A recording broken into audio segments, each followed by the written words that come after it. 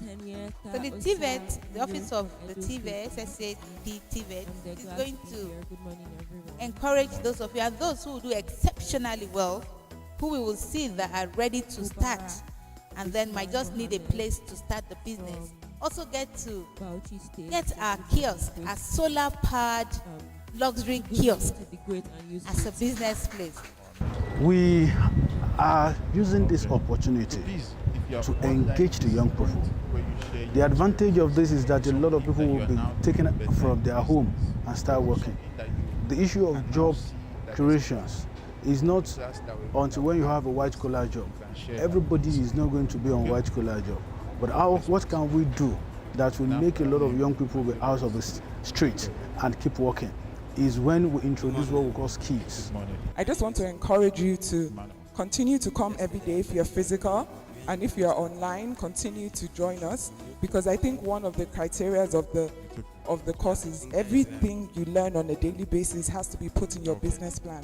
And we want to support your business. We want you to grow. We want to give out those solar kiosks. They are here. These resources are here for you. So we encourage you to use this as a key to unlock a door to promote your business. So I thank you once again. You find somebody who has, so the person just starts a school. This initiative is part of President Bola Tinubu's overall agenda to creating opportunities and jobs for Nigerian young people.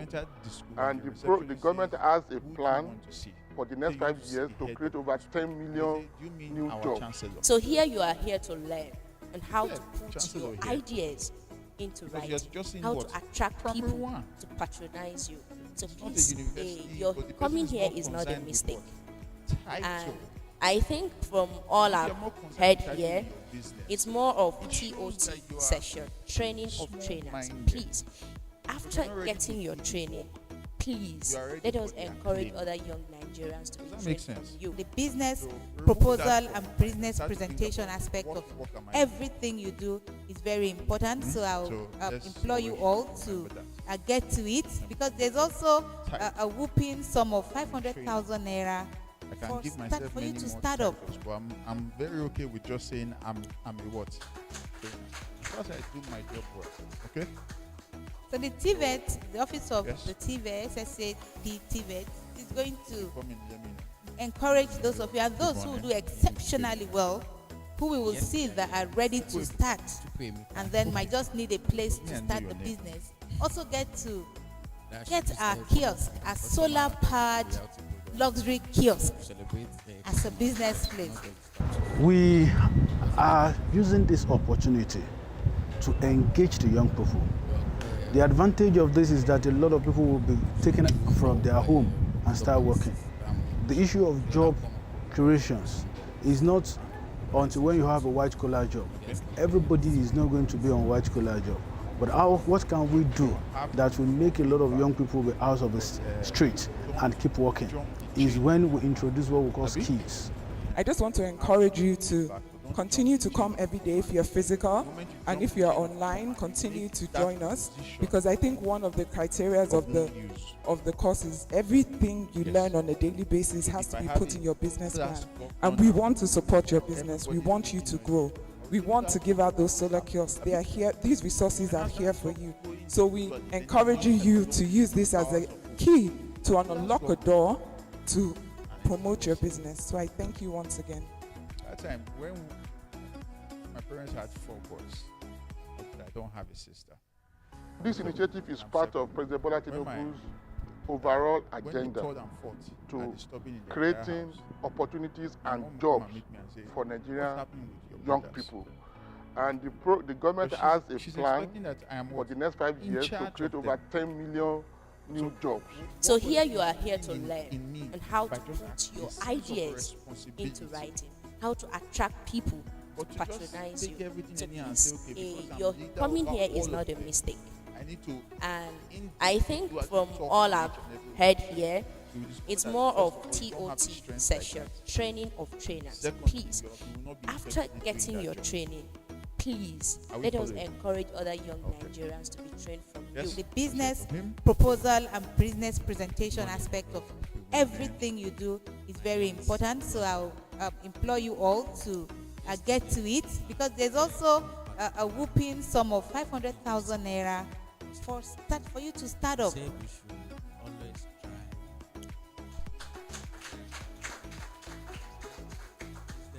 So the TVET, the office of the TVET, SSA, the TVET, is going to encourage those of you and those who do exceptionally well, who we will see that are ready to start and then might just need a place to start the business.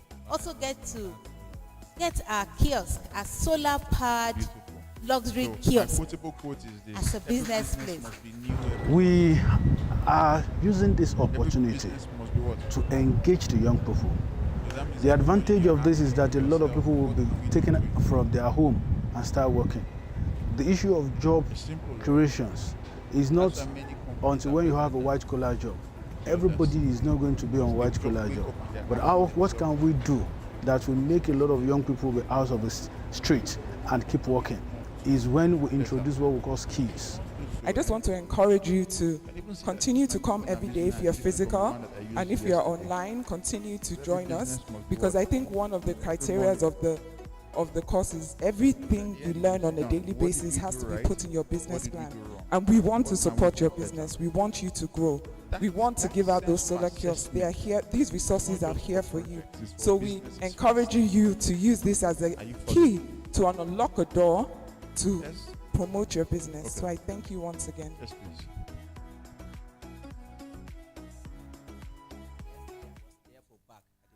This initiative is part of President Bola Tinubu's overall agenda to creating opportunities and jobs for Nigerian young people. Okay, so and the government has a plan for the next 5 years to create over 10 million new jobs. So here you are here to learn on how to put your ideas into writing, how to attract people to patronize you.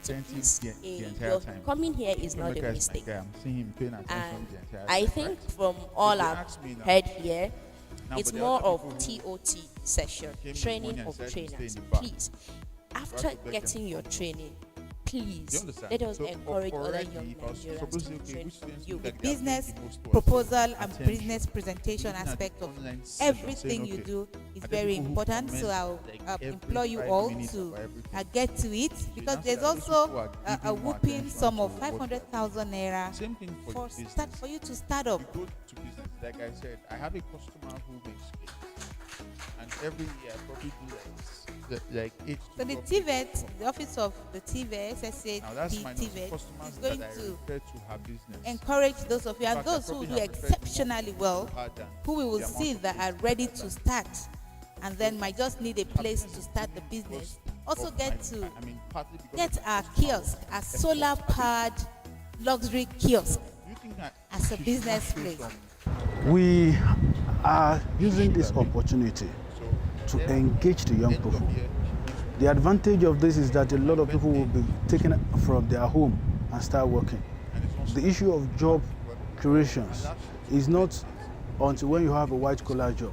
Everybody is not going to be on white collar job. But what can we do that will make a lot of young people be out of the street and keep working is when we introduce what we call skills. I just want to encourage you to continue to come every day if you're physical, and if you're online, continue to join us, because I think one of the criteria of the course is everything you learn on a daily basis has to be put in your business plan. And we want to support your business. We want you to grow.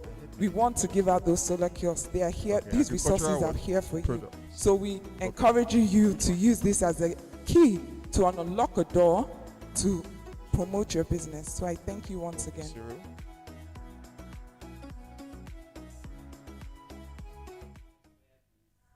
This initiative is part of President Bola Tinubu's overall agenda to creating opportunities and jobs for Nigerian young people. And the government has a plan for the next 5 years to create over 10 million new jobs. So here you are here to learn on how to put your ideas into writing, how to attract people to patronize you. So please, your coming here is not a mistake. And I think from all I've heard here, it's more of TOT session, training of trainers. Please, after getting your training, please let us encourage other young Nigerians to be trained from you. The business proposal and business presentation aspect of everything you do is very important. So I'll implore you all to get to it, because there's also a whooping sum of 500,000 naira for you to start up. So is there anything you decide? But it has to be something that will touch them, Abi? So this person I'm So the saying TVET, the office of the TVET, SSA, the TVET, is going to encourage those of you and those who do exceptionally well, Are we here? who we will see that are ready to start Is that and clear then now? might just need a place to start the business. Also Yes. get our kiosk, a solar powered luxury kiosk as a business place. We are using this opportunity to engage the young people. The advantage of this is that a lot of people will be taken from their home to start work. The job creation is not until when you have a white collar job. Everybody is not going to be on white collar job. But what can we do that will make a lot of young people be out of the street and keep working is when we introduce what we call skills. I just want to encourage you to continue to come every day if you're physical, and if you're online, continue to join us, because I think one of the criteria of the course is everything you learn on a daily basis has to be put in your business plan. And we want to support your business. We want you to grow. We want to give out those solar kiosks. They are here. These resources are here for you. So we encourage you to use this as a key to unlock a door to promote your business. So I thank you once again.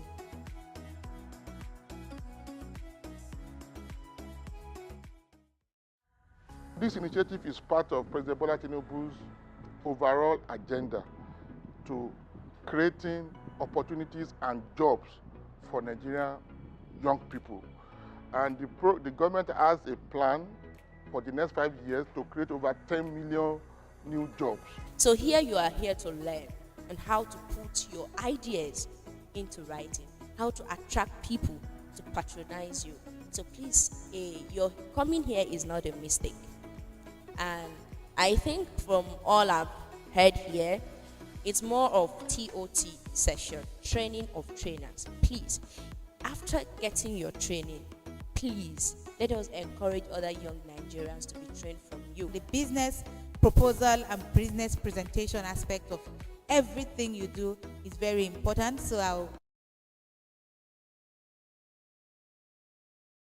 diverse country. Tell her that we are greeting, please. So, pricing what? Objective. What does that mean? So that means when we set price, we have something in mind. We have something what? Now, there are prices that you set that when you are entering into a market space. So say, for example, what do you do, sir? Don't repeat it. Industrial what? Of what? Liquid soap, chemicals, okay. What do you do? Fashion design, okay. What do you do? Laundry, okay. I'm looking for the example that, yeah? Fashion. What do you do? Why am I pointing to fashion people? If you are fashion, please bend your head. Yes? What do you do? Hey! Huh? Parts seller. So that's spare parts for vehicles. Beautiful. So this man now sells spare parts for vehicles.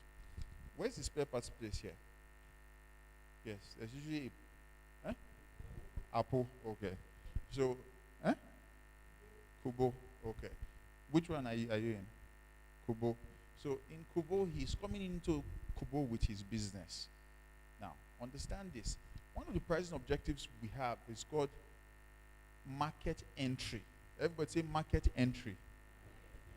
Now, when you are entering the market for the first time as a business person, it's always advisable to attract people with your price. So that means the reason why you're setting your price, you have removed demand from the whole thing. You have removed the other ones. You not just are using pricing what? Objective. And your objective is to seize the market. So, yes, you bring your price down. You welcome people. When you trap them, you balance your price again. But that time, they have already tasted the goodness of your product so well that they will not leave it even if you add price. Is that not what GoTV did? You see these things every day, but you are not looking at them with a business eye. So that's their objective. There are many products that do the same thing. Market entry. They reduce price because they want everybody to come in. Because no matter how rich people are, there would always be a larger part of the population that desires affordability more than any other thing. So if you want to get that large market share, usually we tell you to enter into the market with a reduction in price. There's a cinema that I know they were about to open, and that period, they did 600 naira for any movie. Fantastic, Abi? Even you, when no one watch movie, you will carry yourself and go and watch. Because 600 naira is a good deal. Some people spent the entire day. After 600 naira, they go back. Which other one are they showing? Which other one are they showing? Before you know it, they started finding themselves coming back even when those people increased to 3,000.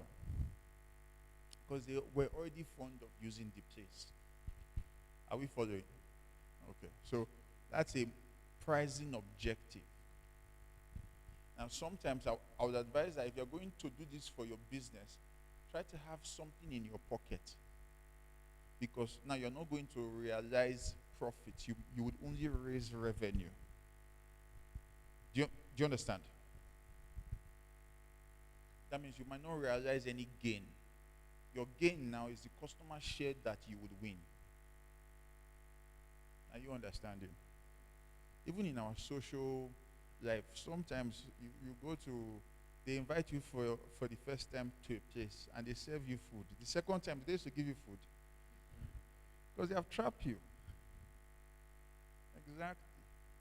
So, something we should learn, Abi. There was a friend of mine who opened a saloon, and that day, everybody that came in there left with a bottle of wine. Yes. Bottle of wine. After you get your wine, you have a pack of jollof and turkey. Everybody that came there that day. There was somebody who was flipping suya the entire time. So even after you are done with your food, they come and give you meat to pick.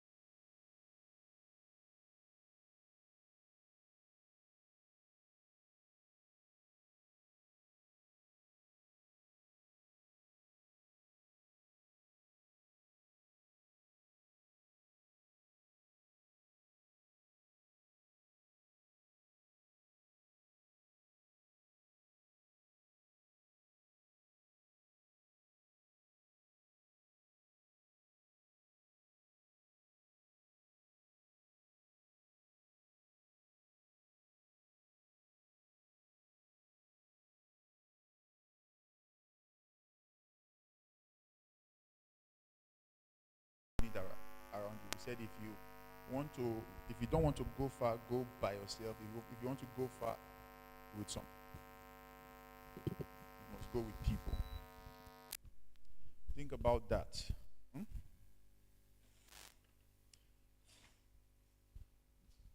Sorry about the fluctuations. Are we here? So, for us in business, we spoke about legacy. Why is legacy important?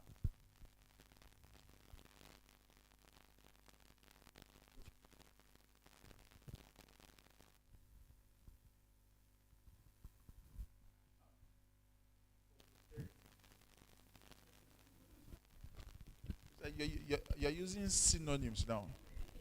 You also say for the future. Okay, so you have added the kids now. That's important to your business because it continues to make you money. You would even remove your mind from the business as a money maker because the money is just there. And the money continues to increase. You would even open it up to investors. People who now can put their money in and then make the business bigger. You know, you know that many of the ShopRites we have in Nigeria is not owned by the owner of ShopRite. They are franchised. Exactly. So that means somebody built a business and people saw that this business had continuity in their plan. And they invested into it. And so now somebody can use their money and then just stretch the business to different parts of the world because the business brand is good. What do we call that in business? I said it just now. Franchising, Abi? Chicken Republic too, yes. Are we here? Okay. What else? What else did we learn?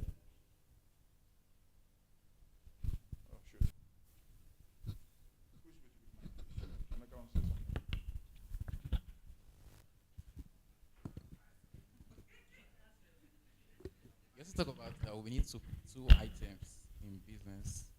We need to what? We need two items in business. Okay. People and resources. People and resources. Okay. And the people you talk about, your staff, your business partners, and your investors or shareholders. Yes. And for the resources, you talk about mitigate risks, costs and revenue. Okay, something like that, Abi. Okay, thank you. Do we have a comment there now? Okay. So after we spoke about continuity, what did we speak about then? You said no business should exist without digital enablement. Beautiful, beautiful. How many of us are active on Instagram? Raise your hand so that the other people can be ashamed. Raise your hand well. You both know that the rest of you are not raising your hands, are leaving money on the table. You are choosing not to make money. You understand that? Okay. Have you heard of the person who sold termites on Instagram and made 10 million naira in a week? Termites. Nigerians in the UK bought it. Yes. Yes. She sold it in bags, exported them to the UK. So that means that for every product, there's a market. Abi? So you are thinking that, oh, my product, the people who will buy it, they're in my community. It's not so. There are people on Instagram, people on where now? TikTok, Facebook, LinkedIn, WhatsApp, Twitter, who want your product. Is that clear? So how many of us are going to enter into the digital space now, actively? So I've not convinced you. You are sticking to not making money. It's wonderful though. So we need to be active on the digital space. What's the next thing we spoke about? My chairman there. Spoke about micromanagement. Micromanagement. Yes, and how you could micromanage at the beginning of your business, but not that much, and chain of command. Beautiful, beautiful. Okay, then after that, we spoke about SWOT. SWOT is an internal and external. yes, The internal is strength and weakness. you sound so well. Thank you. The external is opportunity. Say thank you now. No, you have not finished. I complimented you. You did not say anything.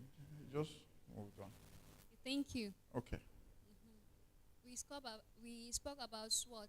That is, SWOT is an external and internal. The internal is the strength and weakness, while the external is the opportunity and strength. Okay. Thank you. Thank you so much. Now that I like your voice, the microphone will be coming there many times. Let me hear from him.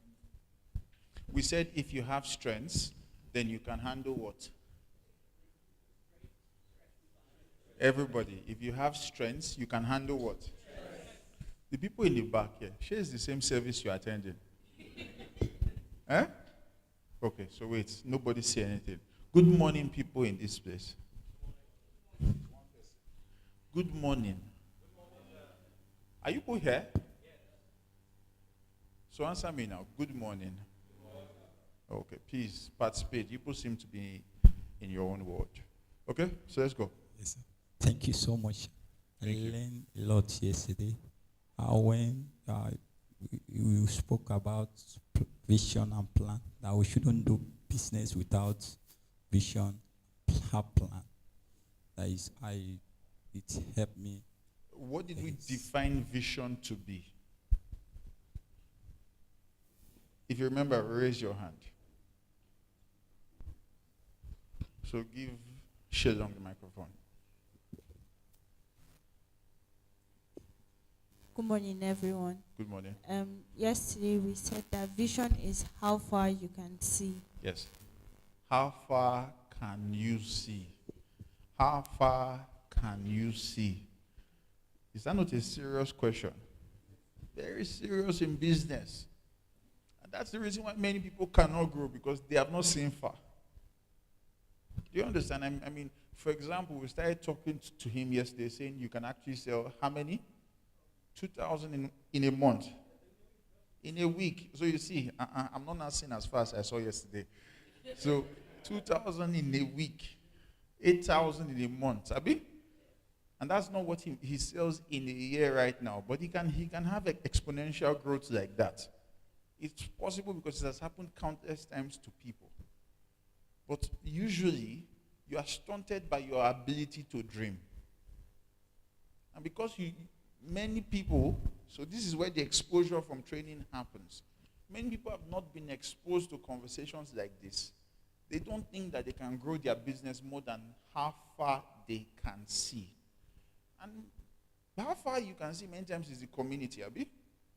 Everybody you have grown up to meet does that spare parts business in a small way. So when you start the business, you don't think that you can grow more than how far you can see. So change your perspective. Whatever business you have now, that's why I keep on insisting on best practice. Abi, find out who is doing it the best, not who in your environment is trying. We're not doing local champion things here. I mean, if you come here in 6 months and then tell us that my business has moved from making 5 million every month to 500, we will do documentary. Eh? It will be a success story that from this place has come great success. And you can trigger yourself to make this happen. Is that fine? Okay. So let's hear from him. Yesterday, you said customers will always have alternatives. Customers would always have alternatives, eventually. Yes, sir. Yes, beautiful. And actually, me, myself, I've lost some customers because I always keep my price high, and I don't know how to bring it down for some persons. Yeah. But to yesterday, I've learned. I wrote something at home yesterday, last night. So at least by God's grace, it will help me. Okay, beautiful. By God's grace, it will help you. Yeah. So when you increase your price and you lose customers, we said something you can do is to find other ways to reduce your cost. Abi, is this recap helping you? You can find other ways to reduce your cost. One. Now, we also said, somebody said this, that we cannot also reduce in sizes. Yes? I mean, so that's why there's Indomitable, Super Pack, Hungry Man size, Bellefu for people who are armed robbers.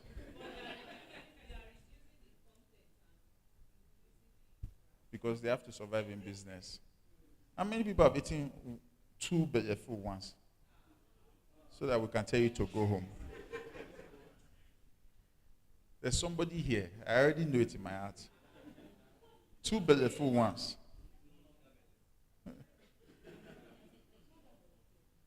It's all right. I know somebody who used to eat 1 pack of spaghetti. That one is normal. Please, write his name down. 1 pack of spaghetti. What are you preparing for? It's all right. So you could also reduce in sizes. It gives customers more options. Abi? We're supposed to address our business in such a way that we don't miss out on customer groups. So yes, you can have a standard for your business.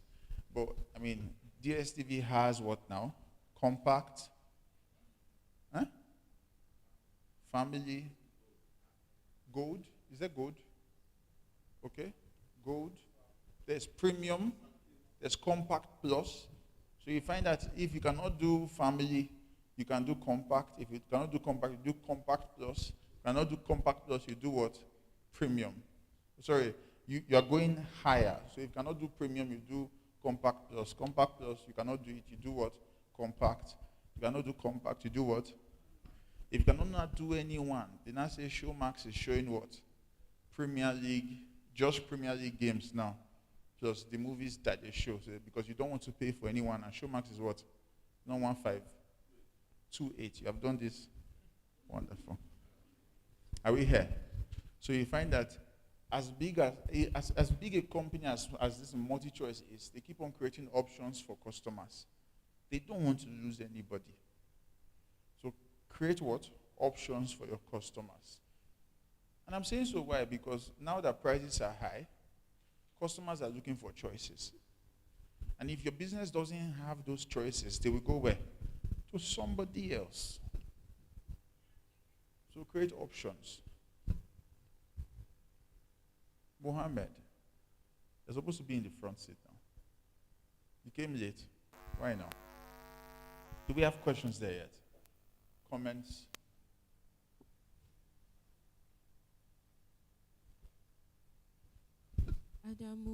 Adamu Yalwa from Bauchi says, this recap of yesterday's class is a good idea. It benefits most of us joining online as the network was not as good yesterday. Oh, sorry, Adamu. This is a good one, but it's anonymous, but I'm going to read it because it's a good one. It says, I also learned that I should not run my business in a way that if I'm not around, my business will not hold. You use Zenith Bank as a case study. Beautiful, beautiful. So run your business in such a way that it can run when you are not there. Abi? Beautiful. Okay? Let's hear from the people there. Just drop the microphone with anybody. You need to stand. If they give you the mic, you stand and then. We have a question. Sorry, we have a question. Question. From Ariel Makmeshak. Ariel Nimshak. Makmeshak. They say, from Imo State, they say, my question goes like this. How can a business that is yet to start write its history? Write its history. History? So I guess how do you write a business plan if you don't have a business yet? Okay, so again, You know, we said people say plan ahead, but to plan is to what? Be ahead. So a business that has not started is actually the first business that should what? Plan. I mean, again, like I said, usually when you want to travel, you travel with somebody who knows the road, Abi. So if I want to write a business plan, it's because I want to know the road. So automatically, you know that if I have a business, there will be good times and bad times. What we do, one of the main aims of a business plan is to plan against the bad times. It's not to plan to stop. It's to plan to handle it when it comes. Or you can also plan to avoid the bad times by having some certain level of competence. Because business will have challenges. So a business plan gives you an information of what the business is about, but at the same time also tells you how to handle challenges when they come. Are you learning something? So I hope that helps. Okay, because he said business history. I'm sure he meant to say plan. Eh? History. A business that's not started doesn't have history now, Abi? Did I speak on business history yesterday? My interpretation.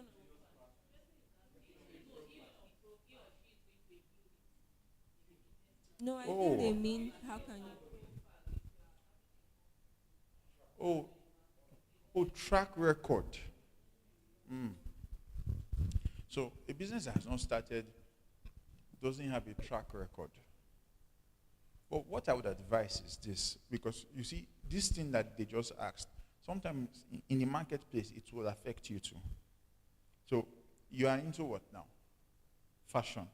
So you saw what? Fascinators and turban caps. Okay, so some part of your history will be the fact that you have done 1 or 2 trainings with some people, right? So you might not have started, but people want to know that you have some credibility. So you could write that and say, okay, in 2015, I did a 1-year training on how to make fascinators, turban caps, and what again? And auto gele. Is it automated?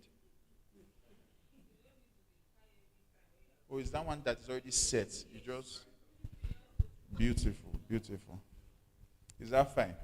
So you could talk about your history of training, because that's why we said that the business person is also supposed, so my advice in general is this: before you start a business, go through many stages of personal development.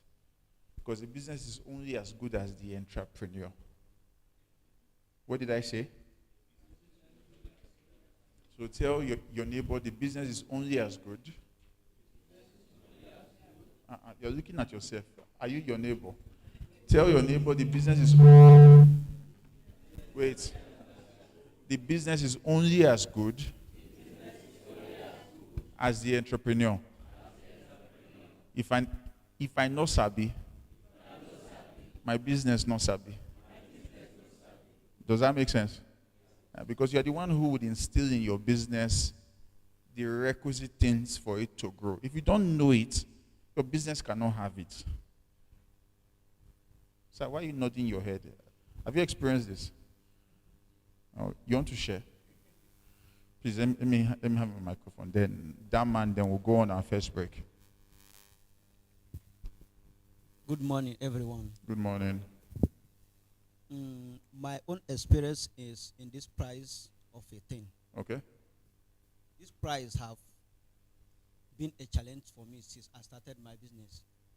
Because most of those people that first meet and start this business are selling at a cheaper rate. Yes. Why I myself am struggling to meet up. Wow. So, but what I have learned here is about value. So I am thinking of how to create a value that will help my business to revive. Beautiful, beautiful. That's fantastic, Abi. But very emotional. We should have been playing some music in the background. Sorry about all that you had to go through. You have found salvation in today's class. Please, let's hear from him. Good morning, everyone. Good morning. It's working, sir. Okay. I actually learned the fact Is it not working? Hit it. Hello. Beautiful. Yes. It's actually, my name is Ilorin Mohammed. I actually learned the fact that. Is it Ilorin Mohammed? Ilorin Mohammed. Oh, okay. No, not like. Okay, I thought I heard that. I actually learned the fact that to start any business, you should look at legacy, longevity, continuity. Yeah.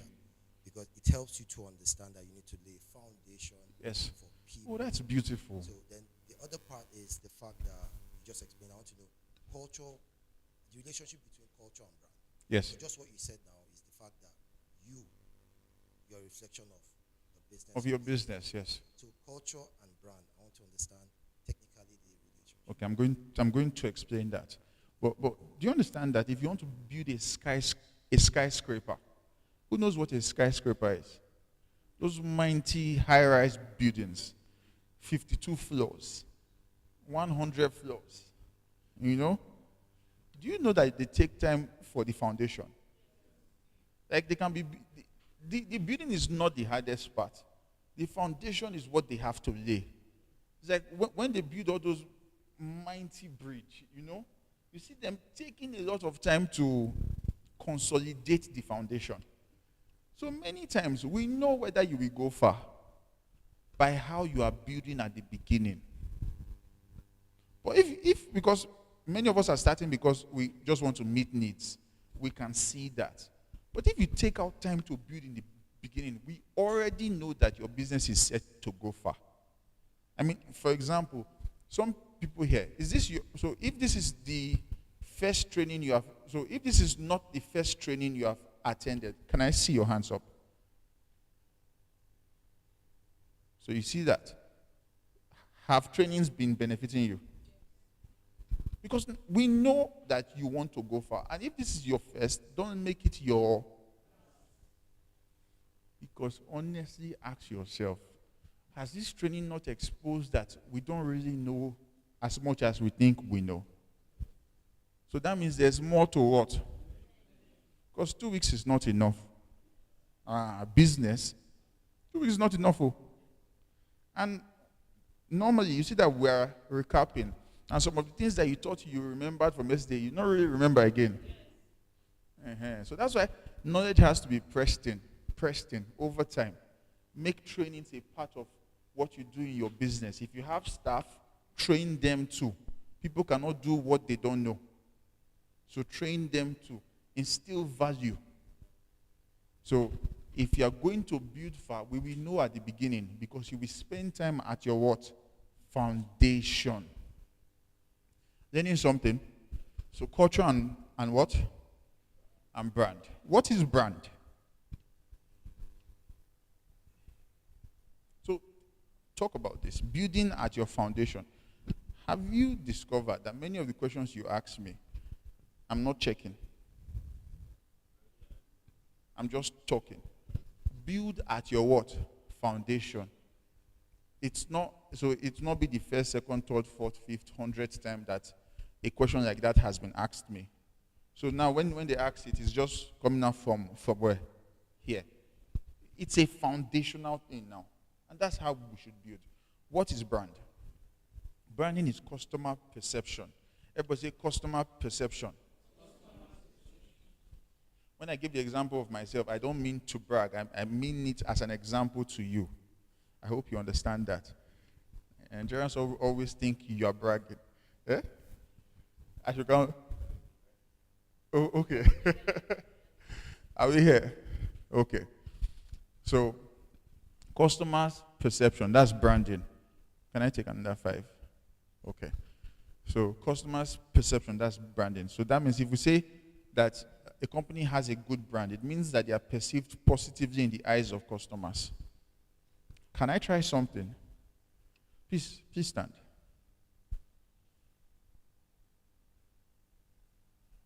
Come, don't worry. It's your time to shine again. Or should I pick somebody else? Oh, wow. Okay. So do you know that already? No, don't worry, it's fine. Already, all of you have what you are thinking about her. Already. Some people think, oh, she's very, what now? Business-minded. Tell me some other things you are thinking. Tell me. It's part of the experiment of class. She's what? She's a household name, yes? Tell me things that you think about her character, even though you have not had a conversation with her. You must feel the energy around her. So she's energetic, Abi. Constantly brainstorming. Proactive. Is that the same thing as oversabi? You're just proactive. Okay? Yes? She always smiles. Okay? Passionate. She's focused. That passionate. She was harassing me yesterday to buy a product. I understand that. She's what? Yeah, beauty is something mostly that you can see, right? What we're talking about is what you cannot see. So when somebody says she's passionate, we're not seeing that on the face. We're seeing it in her drive, okay? Friendly. Now, understand this, that most people have a positive mindset around her, but she has not campaigned. Do you see that? She has not said, okay, I'm a good person, or I'm passionate, or I'm this. It means that everybody here, if we put them in front, people have what they are thinking about them. Everybody. You are saying, no, nobody knows I'm even attending this place. They know. Even if they don't know, as they have seen you here, have you not seen somebody that for the first time, you'll be like, I don't like this person? Because your mind is wicked. Is it?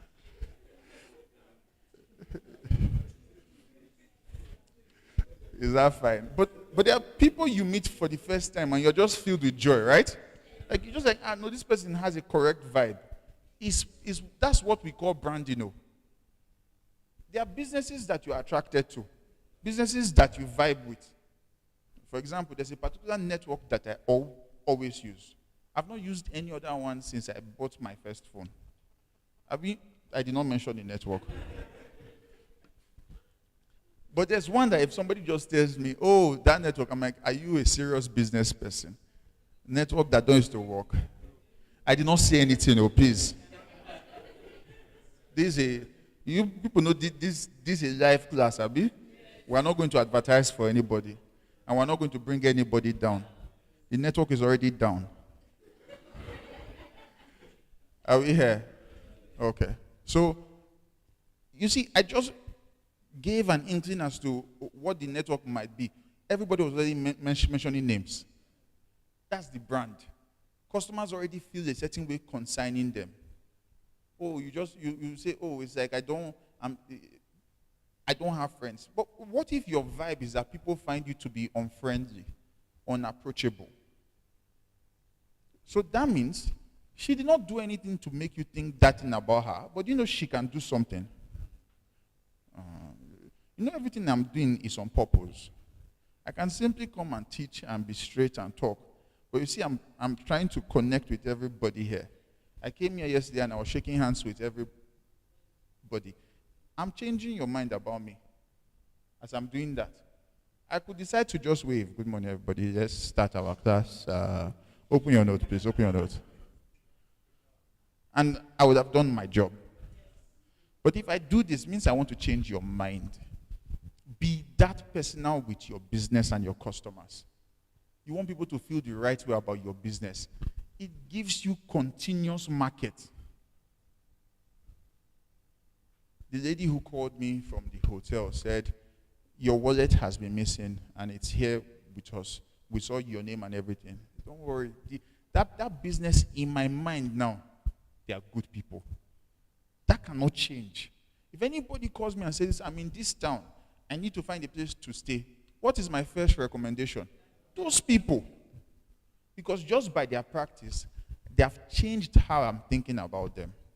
So hold this in your mind while we go on our first 10 minutes break. Thank you, everybody.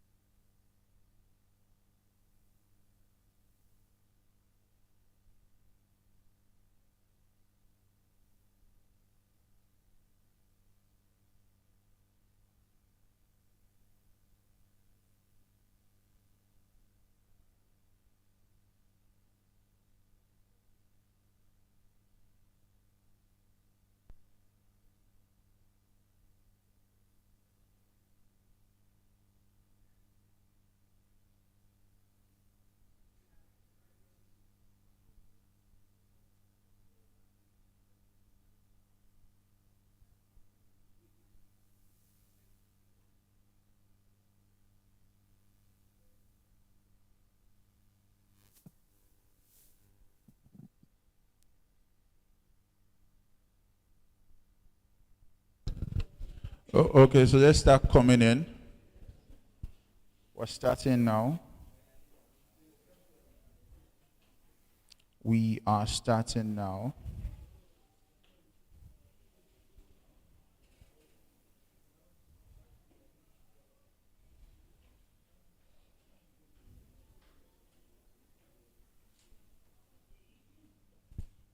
Okay, where are the other people?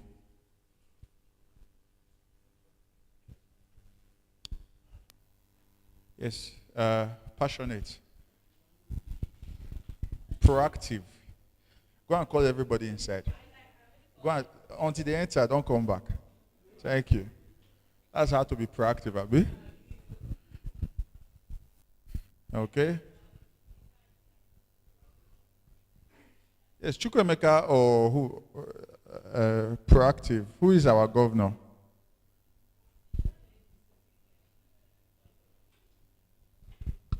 Okay, that's fine.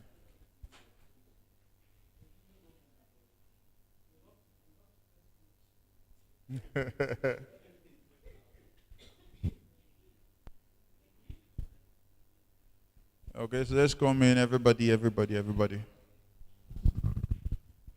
No, time flies when we're having fun, Abby.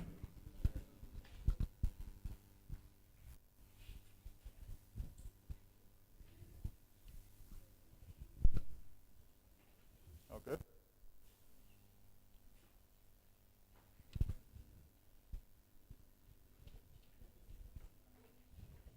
Where's your seatmate, sir? Okay.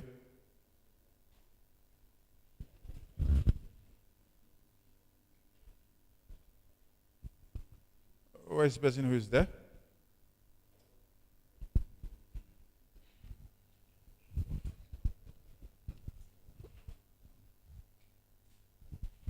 Okay, thank you. As the work of a proactive person. Chukwemeka, please help me get it.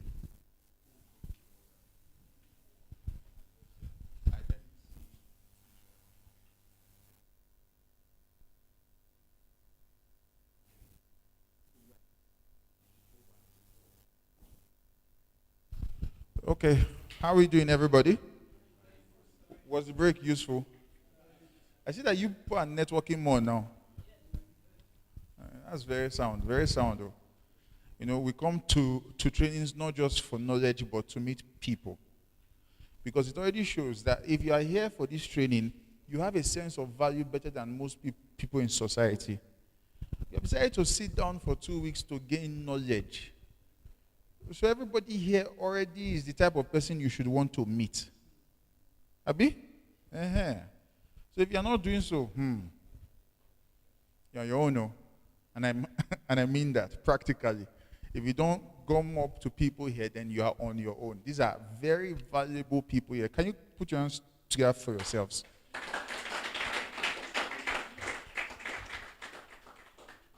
It can be better than that. Put your hands together for yourselves.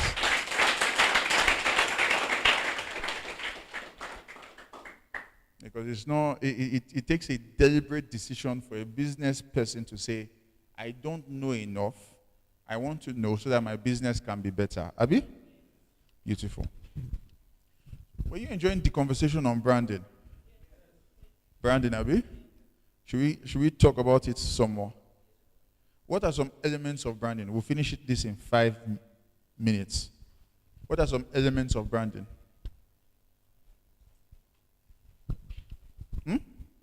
Logo, color. Do you understand? I mean, colors make such a difference. The mobile networks we have in this country, there's a certain color each of them use, right? Okay. Then what now? Slogan, catchphrase, tagline. Yeah? Huh? You said what? Video style? Visual style, yes. The fonts, yes. So font size, font style, yes. All these things matter. Abi? If we see your packaging too, Abi, So the type of package that you have. Are we here? Okay. So that means you have. What does branding help us be? It helps us to be identifiable. Helps your business to be what? Identifiable. Because when we talk about sales, we say people must know you before they like you. And they cannot know you if you are not identifiable. So sales happens with know, like, and trust. KLT. People have to know you, like you, then they can trust you. When they trust you, now they can buy from you. And you don't know it yet, but every product you buy, you trust them. Think about it. They have assured you of quality. You believe. That's the meaning of trust. Abi? So you buy. Are we here? Branding also ensures visibility for us in business. If any of my friends work in here, they would already be expecting me to be wearing this type of dress. Eh?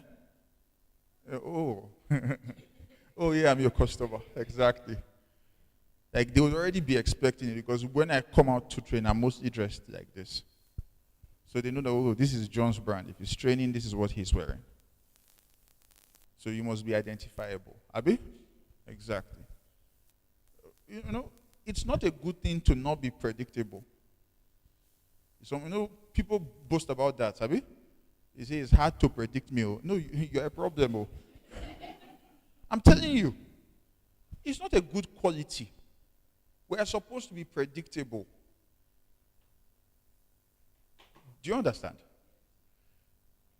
If I cannot predict you, how can I be your friend? How can I trust you? So that means as a person, you're supposed to be what? Predictable. I don't say tell people your moves, because that's what many people hear. But you're supposed to be what? Predictable. There are friends that you have, and then you hear that this person went out and slapped somebody. Immediately, you say, he cannot slap anybody. And the person's like, no, we saw him. Say, no, it's not him. Why? Because that person is what? Predictable. There are things we know you cannot do. Are you understanding now? So it's good to be what? Predictable. In business and in life. I can speak deeper about this, but I will stop here. People stay in relationships with people that are predictable. Friendships, because you are predictable. We know what you can do. We know what you cannot do. The same thing for your business. We know you cannot deliver on bad quality. So if I get a bad kaftan from you, I'm saying, no, what happened? I'm not saying they have treated me. I'm saying what happened, because this is not usual. Abi? All those things are part of branding. I'm like, no, something must have gone wrong. Maybe he has employed a new staff who does not understand how they used to package. And when I go to you, I see that there's shock on your face. Like, no, this was a mistake, sir. We are going to fix it. Because branding is also predictability. Learning something? Okay. Don't worry. This is why you should write down. There's a lot of knowledge to share. If you think you're going to remember it, it's not true. You have to write it down so that you can get back home and look through your notes. And next year, this note will still be important. And the year after, so keep this one. Is that fine? Okay, so let me hear some comments from our friends on Instagram, Facebook, Zoom, everybody. Okay, I think it's working now. There was a question from earlier that kind of, I guess, speaks to what you were just saying. So let me just ask. Who is the person?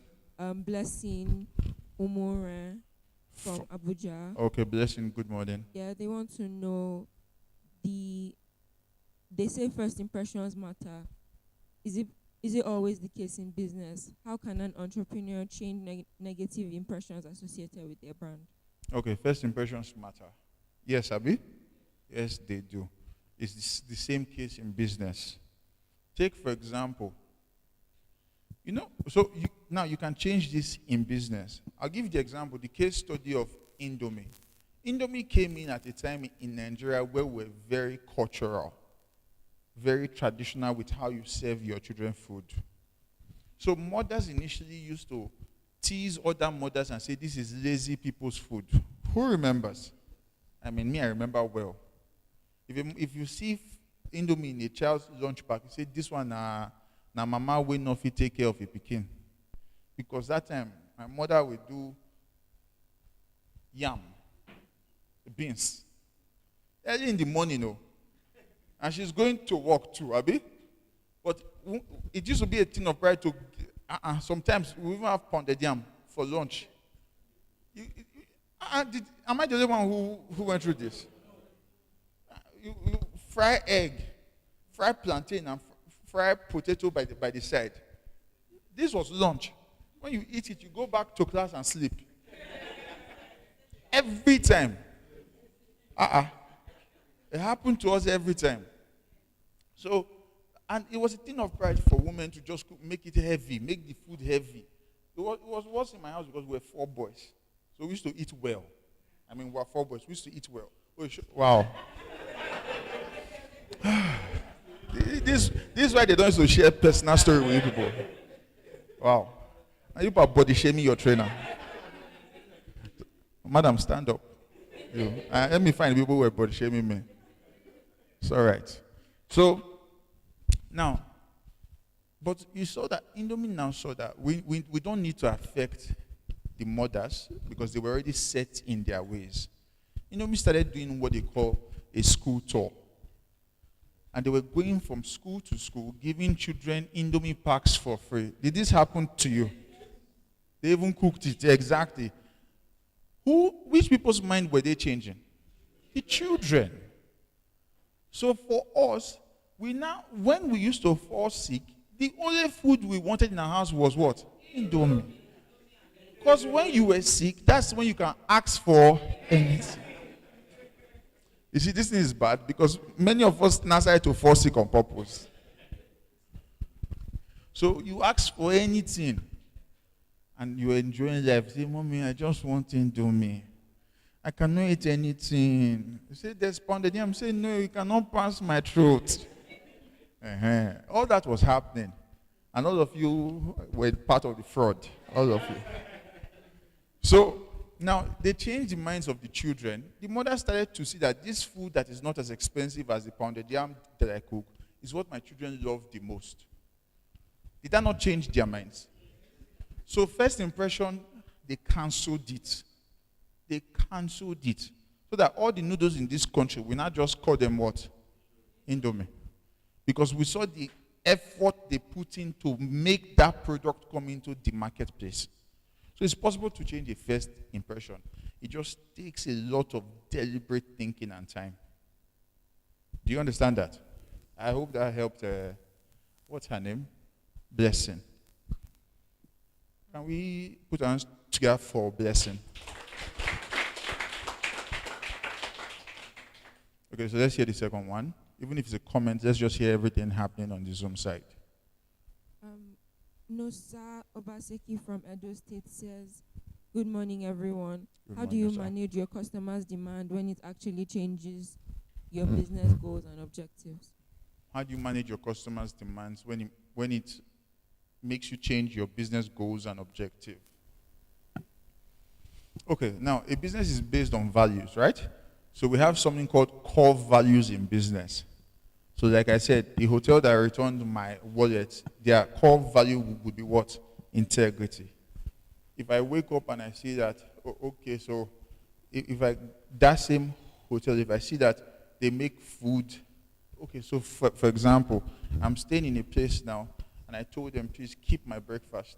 Now, normally, some people say, no, sir, we don't keep breakfast because it's complimentary. But people said, okay, please, yes, we'll keep it and have it waiting for you.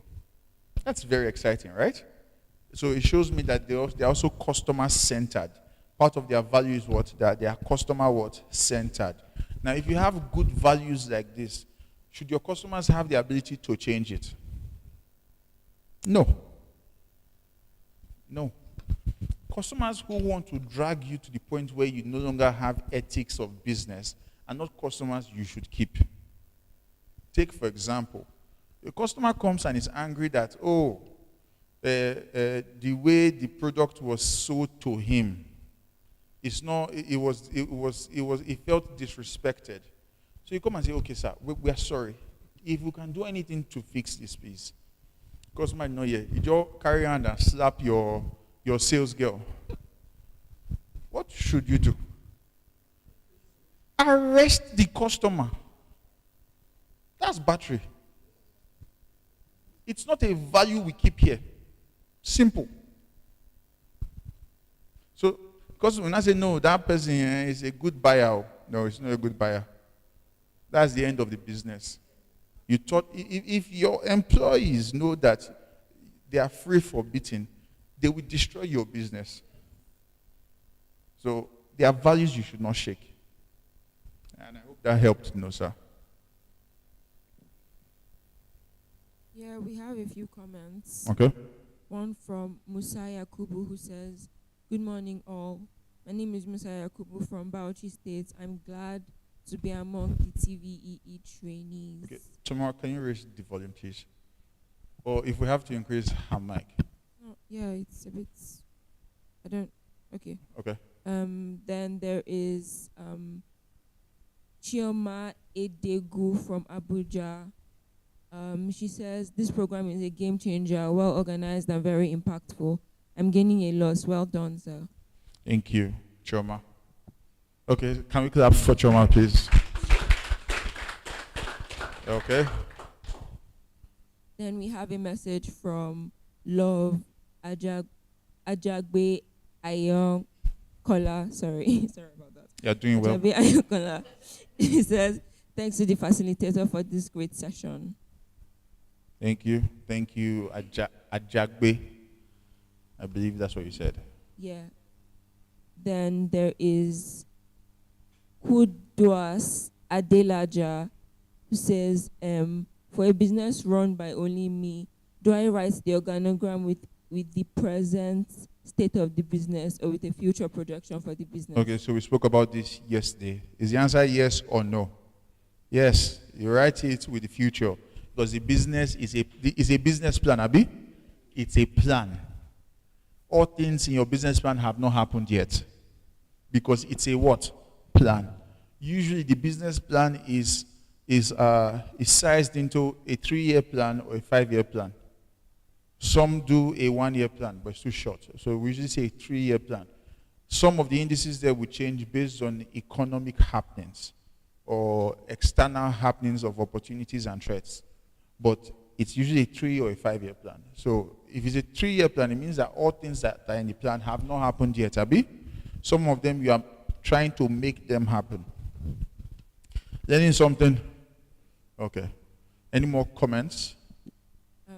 Yeah, they're just good morning comments. So okay. None of them is extensive? No.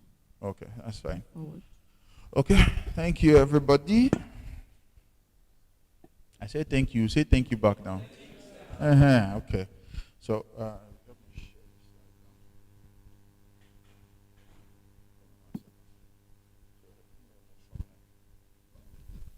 one second, everybody. We'll share this slide so that we can start the conversation for today. Is that fine?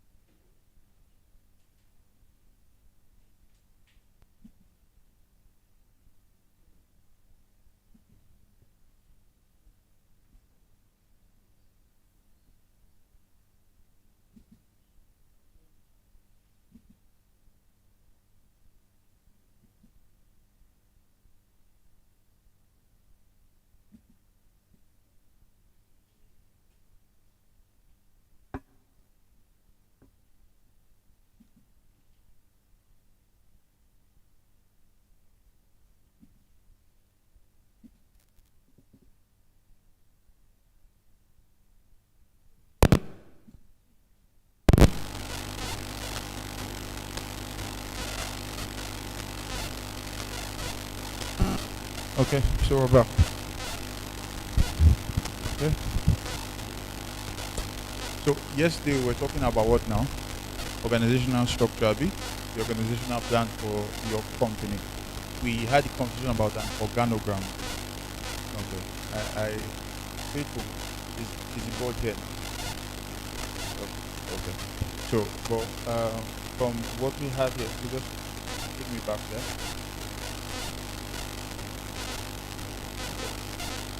I want my slide shared.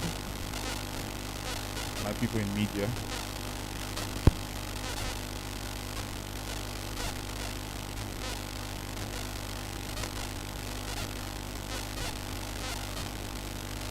So 1 second.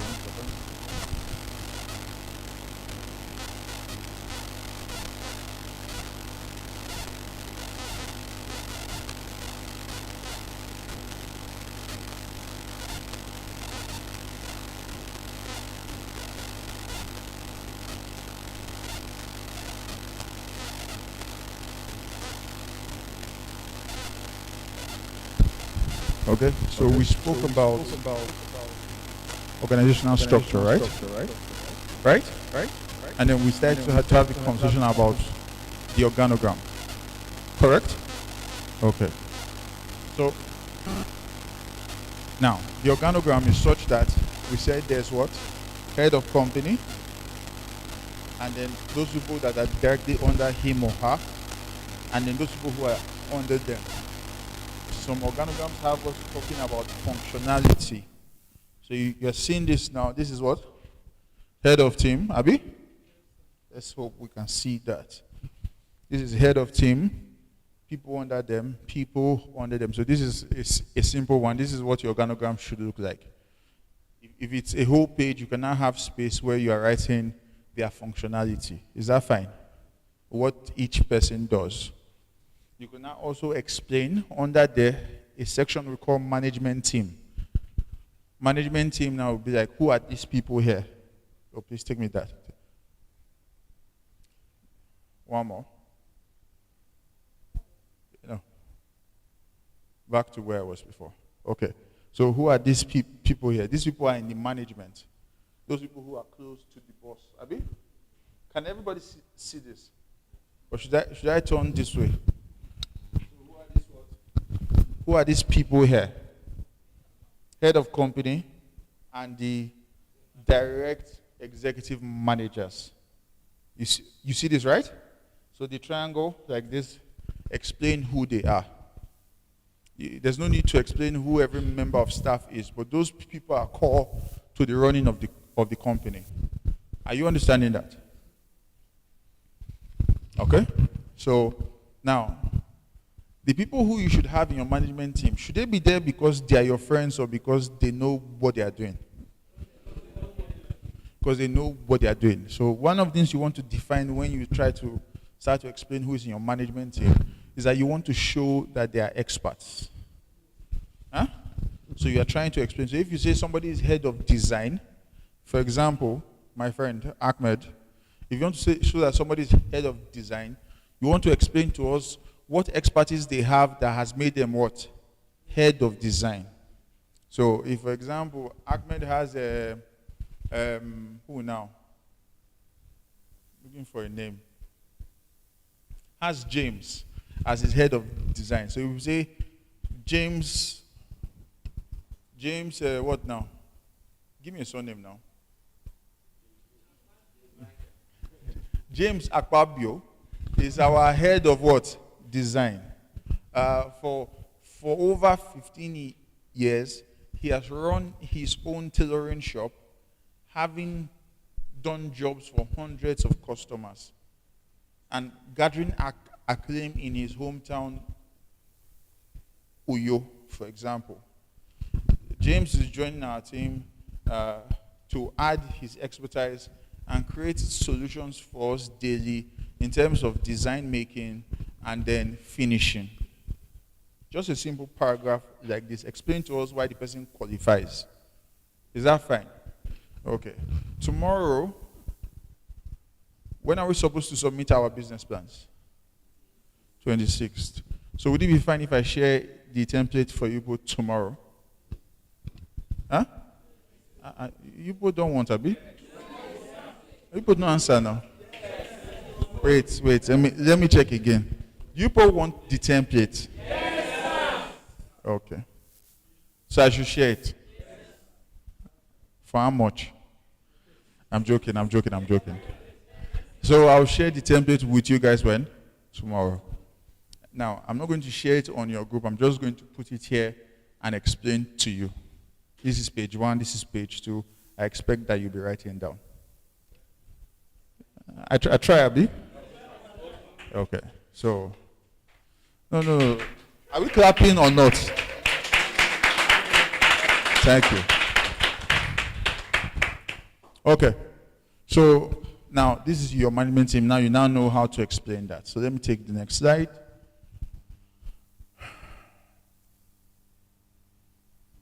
So, on each of the members, so now in your management team, this is the information you are providing. We said their names, Abi. James what? Akpabio. Percentage of ownership. Now, this person might not have a percentage because you are the owner, you just brought the person to start the company. Now, this person might also have a percentage, and that's fine because many times, if you want to bring expert hands into your business, you almost have to promise them some ownership because you cannot really pay them yet. I mean, how much are you really making to bring the best designer in Abuja to join your business? From Kaduna, because he don't understand all the business you're talking about.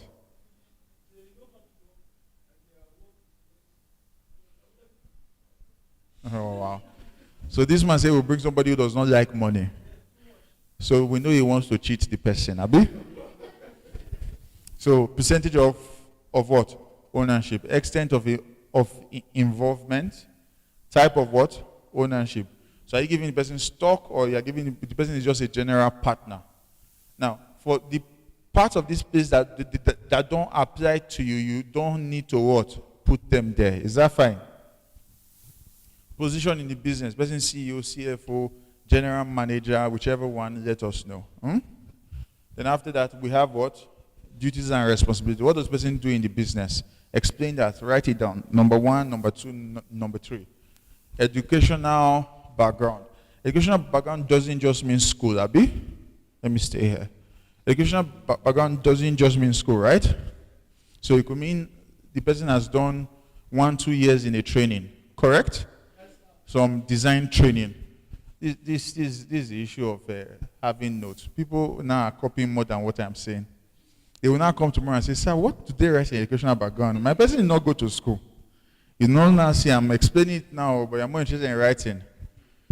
Educational background doesn't mean that the person has attended school. It just means that the person has some expertise. Abi? Okay, so please listen, because if you come and meet me later and say, oh, sir, I don't know what to write in educational background, I will just be looking at you. Then the next one is what? Experience or skills that are relevant to the business and what? The duties. Now, let's go back to educational background. If the person, for example, for your design team, has a degree in business administration, should you put it there? Yes. Because it's just educational background. Then come to the experience part because that's not the relevant part. What experience do they have? The person has been working in the same design team, in a design team for 6 years, for 5 years. Write that down and then also show what the benefit of this experience will be. Now move on to past employment, skills that will benefit the business, awards and recognition, compensation, so that's how paid, then how each person's skills and experience will complement you and each other.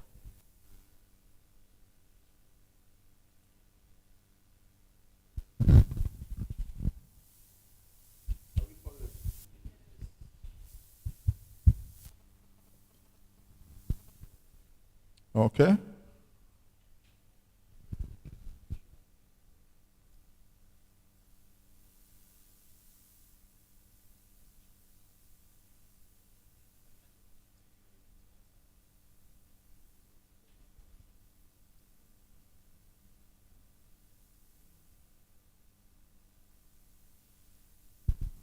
Okay. You have a question? Faithful, please, the mic. To this man.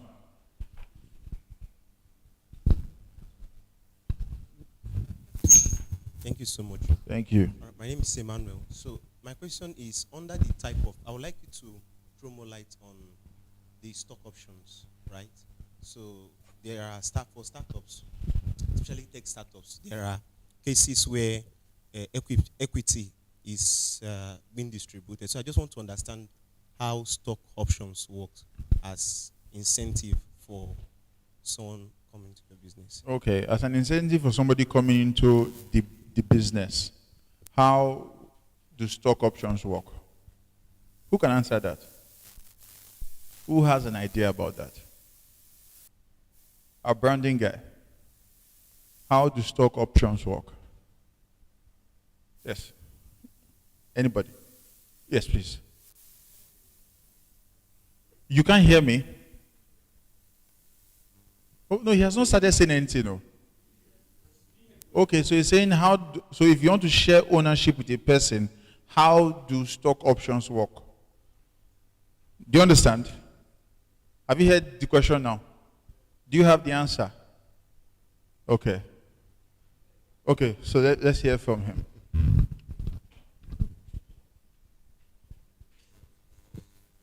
Okay, stock or shares? Yes. Stock. Stock, the yes. partnership. Well, I don't have a direct answer to that, but it depends on what your share value is yes. as a company. Yes. Then you can now value it, your equity, your asset, and all of that. You know what your partner would have a share in, or what you have existing, or you want to keep. And then you can now divide that in ratios. So again, it's like the equity thing, but it's how you are dividing it. So there are options. Some people will say, okay, I'm a 5% owner, but also I have voting capacity. Some say, okay, I cannot decide any decision for the business, but I'm a 2% owner, and then I have dividends at the end of a quarter or a year. It's a much larger conversation than this, but that's the highlight. Yes? Yes, there's also something that I said that in business sometimes you don't have to have the larger share. So you could have a 5% of something very big, yes, rather than having a 90% of nothing. So exactly. You could also put that in consideration. Exactly. We say that in business, that it's better to have 1% of 10 billion than to have 100% of 100,000. Do you understand? 1% of 1 billion is more than 100K, Abi? It is much more than 100K. 1% of what? 1 of 10 billion is what? It's not 1. It's 100 million. Whereas 100% of 100,000 is what? 100,000. So sometimes, instead of you to hold that company to say, I will not get people into investing, what you should be thinking about is what would their investment do to the net worth of the company. So if somebody comes to meet you and says, okay, this is your fashion company, let me put 200 million naira in to blow the business up. You're like, no, sir. The person says, I want to put 200 million and I want to own the business by 75%. You say, okay, no. This business is personal to me. But you can't make it grow. You say, yes, but 70% is too much. Just take 10. What's the worth of your business that you are now saying that your business, 10% is 200 million? You see that, Abi? Because now we now have to check for your assets. And if you see that you only have a machine inside your room, then what are you truly selling? You should be thanking God that an investor even came. So it's better to have 10% of 1 billion than to have what? 100% of, yes, 1% of 1 billion instead of 100% of. So open your business up for investors. There's something in business we call investor readiness. Everybody write that down. Investor readiness. Investor readiness.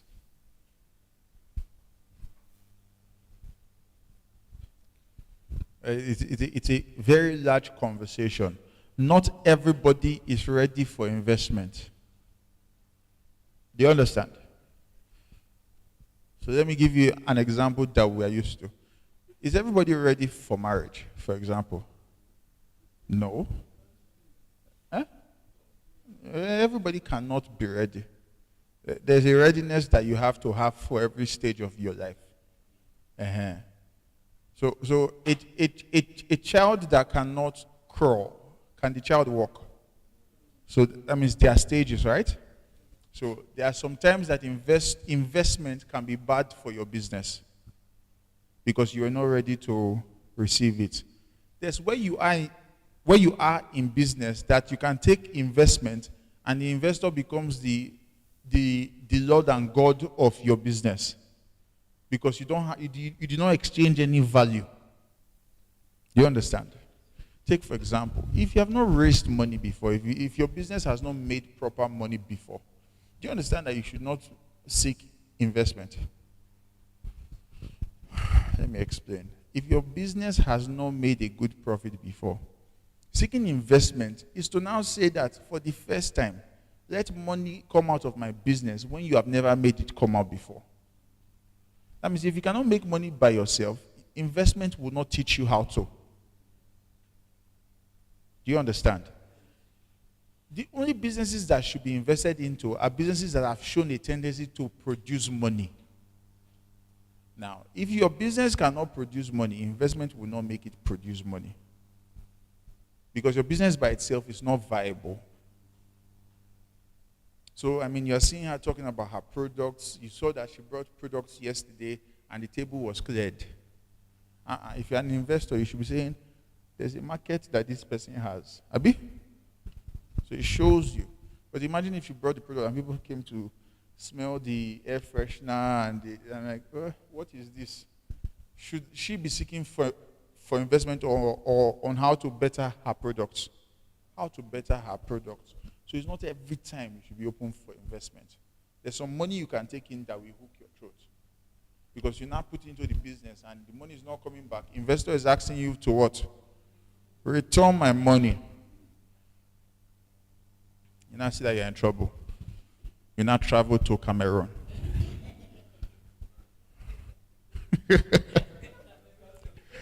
And start to sell pepper. You say, I'm starting again. What you did not finish in Nigeria, you're going to continue Cameroon. You will not be using your BVN so they will not catch you. You know when you borrow and everybody now knows that you're a defaulting creditor, do you understand that anywhere you use your BVN or you do transfer or you use POS, that they can trace you? And right now, if you borrow money from one bank, when you want to borrow from another, the other bank will request to see the details and know that, okay, this person is owing here, or we can't give him anything now. So that's why the advice is don't be that type of person, right? Open your business for investment when you already know that it's a money maker. So your investment is just to make it make more money, not to make it make money for the first time. Learning something? Okay, so let's move on with our slide.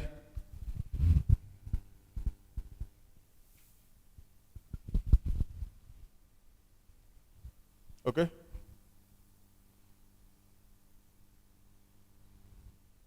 Media. Okay. So let's move over to this. Today we'll be talking about our operational plan. Everybody say operational plan. Okay, so we have 3 segments here. One is the operational aspect. Number 2 is the production process. And number 3 is what? Bottom line. Okay. So we'll be talking about these 3 things in this conversation. You can write it down. Do we have comments? Questions? While my people are trying to draw.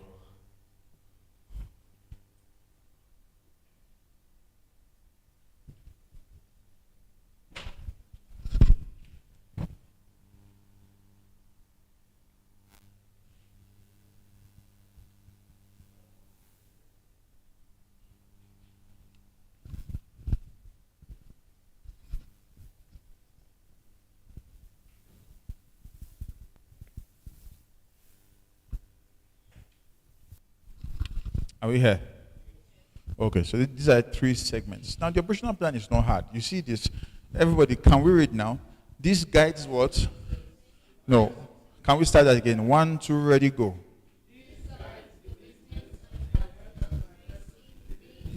Operations and production of the business. Okay? No, it's fine. It's fine. Thank you.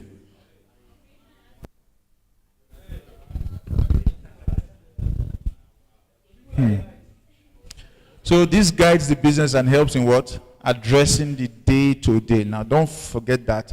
Day-to-day. Addresses the day-to-day operations and production of the business. So this is a map of what you do to create value in your business. So say, for example, her products, right? If she tells us what her operational process is, we'll see that, okay, it will usually start from sourcing raw materials. Or she has to go and get caustic soda, perfume, soap perfume, which other one? Foaming agent. What now? You don't want to give us your formula? Oh, wow. So she will have to get all these things first, right? Then the business will start. So that means she's giving us a lay down of our operational process. Can we see the next slide? So in your business plan, the operational plan section describes the physical what? Necessities of your business what? Operations, such as a physical, people have turned to journalists, now everybody's snapping picture. Such as what now? Necessities. What's that? Such as your physical what? Describe physical necessities of your business, such as your physical location, facilities, and equipment. Depending on what kind of business you will be what? Operating. It may also include what? Information about inventory, suppliers, and a description of the manufacturing. Think of the operating plan as an outline of the capital and expense requirements your business will need to operate daily. Next slide, please. Okay, so this is the operational aspect.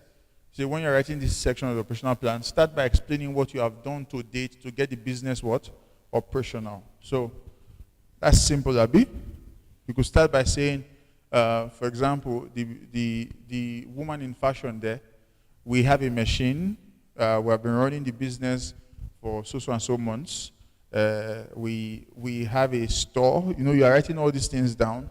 And every day we supply our clothes to dealers who come to pick ready to wear. All of those conversations, you have them in the opening of your operational plan. Before you now move over to quality control, please take us back to quality control. No, the next one. Next page.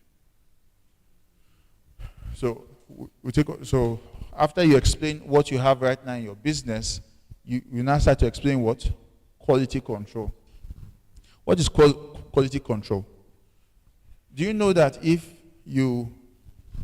I drink this water now, and the taste is good, and I drink this one and the taste is bad, it means that this company doesn't have what?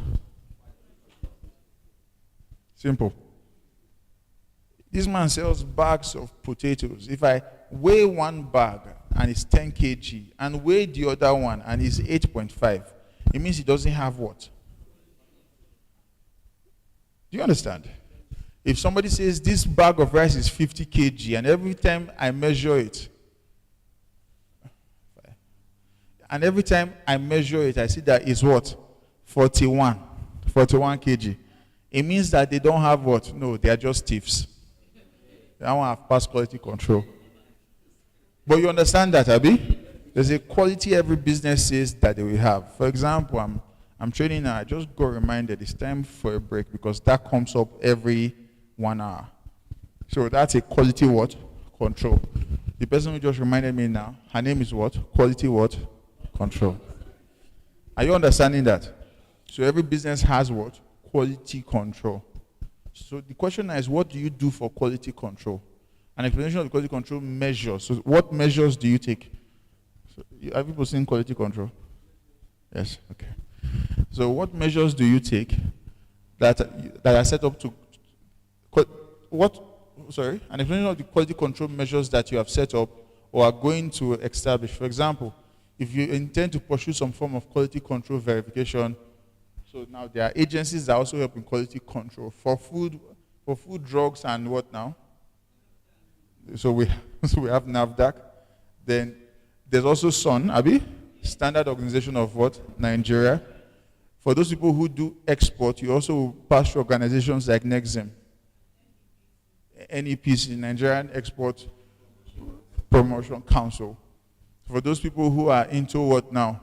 Who are into law, you have the Nigerian Bar Association. So you see that every organization has an industry company control. But internally, for what you do, you are supposed to also tell us what measures you have set in place to control the quality of what comes out of your organization. There's a business that was very famous in this country. They had food. They had the best meat pie. But when they started doing franchising, and people could buy their business everywhere, I have not said anything. My God. We started to see that you can taste meat pie here and it tastes like yam in one place, and go to another place and the meat pie tastes like it's too sweet. It's like they put sugar. You go to another place, the meat pie is normal. You go to another place, the meat pie is abnormal. You go to one place, yes, the meat pie is soggy. Quality what? Now, quality control is a big problem when we are doing expansion in business. Because if the business is to expand, you start to see that you have to put your eyes down to know what you are producing. Now, this man, if he does 10 bags of potatoes every day, and he now wants to move it to 1,000, the work now is more to make sure that every bag of the 1,000 that comes out is the same. See that the work is hard now, Abi? So he has to measure them step by step. He has to make sure. Do you know that there are many companies? So there are companies that do this tin tomatoes, milk or tomato. So the ones that do tomatoes, for example, you open them and see that the tomatoes is still raw. The tomato ball itself, right? Now, do you know that there's a process where they throw away all the bad ones? In fact, there are machines that can pick the tomatoes that are not good. So that they don't have to come to a point where people start to select. It will take too much time and production will be hampered. So quality control is a mighty important thing in business. Is that fine? And you must write this down. What measures are you taking to control your quality? If you're a principal and you own a school, for example, when I was in secondary school, we used to do something every year. Without the teacher's knowledge, somebody from the school administration will reach out to us to write reviews about all our teachers. We use it every year to control the quality of what they were given. So there were some teachers you will see, and they might have misbehaved in the last year. The next year you will not even see them again. Or the next year you see that they have spoken to them and now they are more what? Organized people. Are we learning something? So for us in business, quality control is not an option, it's mandatory. We'll take our second break now and then we'll come back after. Thank you, everybody.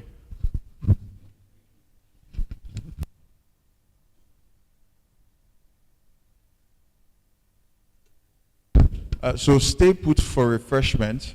If you don't want your refreshment, please see quality control.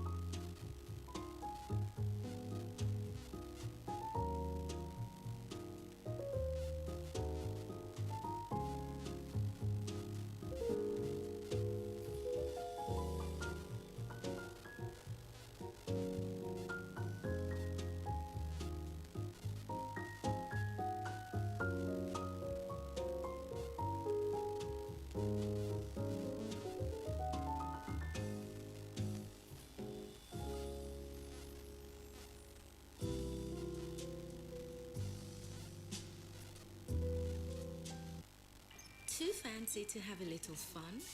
Forget that. Stylish sippers slurp out loud. When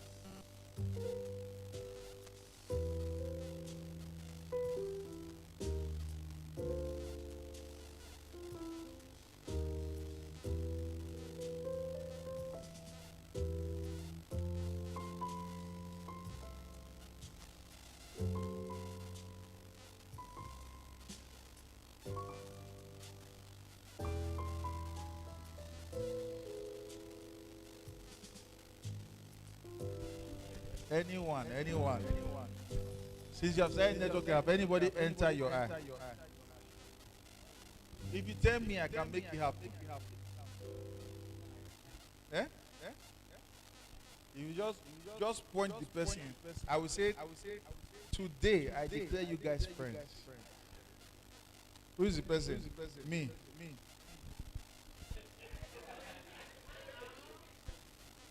That's not right now. Don't set me up like that. But it's fine. If you want to be my friend, we could talk. Yeah. Are we here? Okay. Okay. The echo is on now. Did we understand that? We understand now how to do quality control, right? Hear about quality control before, but did not understand what they were talking about. But now you understand. These are yeah? Oh, you never heard about it before, but you see that it's very important now. Simple, very important. There's a reason. I mean, you're taking this drink now. If you open this one, it tastes like the one that you opened. You understand? Exact taste. Those are quality control measures. The question you should always ask is, how did they keep it consistent? Are we listening? I mean, people who now do, so you, for example, if you're talking about 2,000 kaftans in a week, how are you going to keep that consistent? Those quality questions. So you're going to have a supervisor make sure that everybody is using the same method of stitching, the thread, quality of thread. So your thread must always be bought from a particular place. You know, even big places like Chicken Republic, you know, they buy their chicken from particular vendors. Some people here, they are running poultries now. You go there, they will not answer you. You just say, no, it's not our quality. They have a standard. Exactly. So these things are so important. Quality control. It's why when you take a product with one company, you come there the next day, it's the same thing. As much as it improves, it stays the same. Abi? So that's fine. Yes. So that people online can hear you. You stopped at cashew nut. Just like a cashew nut. Just like a cashew nut, most of the time when you take it to the company, if the quality is not rich, we call it rejected so that they will bring it back to you. It's your loss. Okay, wonderful. Do you have other examples of quality control? Everybody? Please shoot. Okay, for we in the cleaning industry now, there's something we call standard operating system, SOP. So that's what we work Procedure. They call it operation. No, it says system. Okay, standard operating procedure. Yes. Yeah, so that's what we work with for our mixing, for our measurement, for the standard of everything we're going to be doing. So we have a standard operating procedure. Standard operating what? Procedure. SOP. Okay? So we have these regulations in the lab that will help us prevent hazards. So like we'll teach the people how to use a fire extinguisher. Everything it comes under your quality control. Yes. The quarantine, those products that have to stay in a place, and the one that is ready for sending them out Yes. for a hand. So everything falls under. So say, for example, if you use her soap and then it starts to burn your skin, it will mean that they are not doing quality control. Though. So you're like, oh, every time I use this product, my hand is turning white. And I do not buy bleach. You understand? So you start to worry, what type of product is this, Abi? If you buy her air freshener, and one, the smell is too thick, the other one is just, yes, it's just light. You start to wonder, it's like the products are not the same anymore. They are not regular. So you have to make sure that you have quality control. We want to share an idea. Okay. Quality control. My name is Peter Awuno. Peter, is this your first time speaking in this class? Yes. Can we say congratulations? Wonderful. Thank you. I want to speak about that quality control you are talking about. I think I worked in a company some times ago, and we call quality control. Wait, sorry, did you work in a company or you think you worked in a company? I work in a company. Okay. I work in a company. I wanted to know whether it was your imagination. No. So, quality control, we call it short language we use is QA.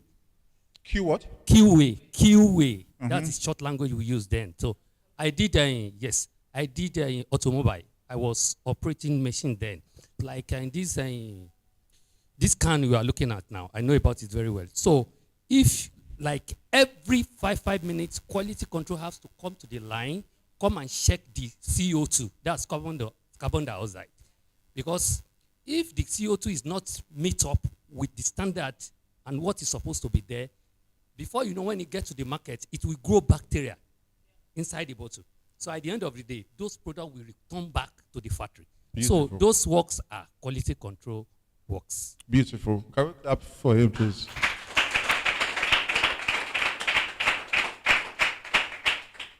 Was it so hard your first time? It was okay, Abi?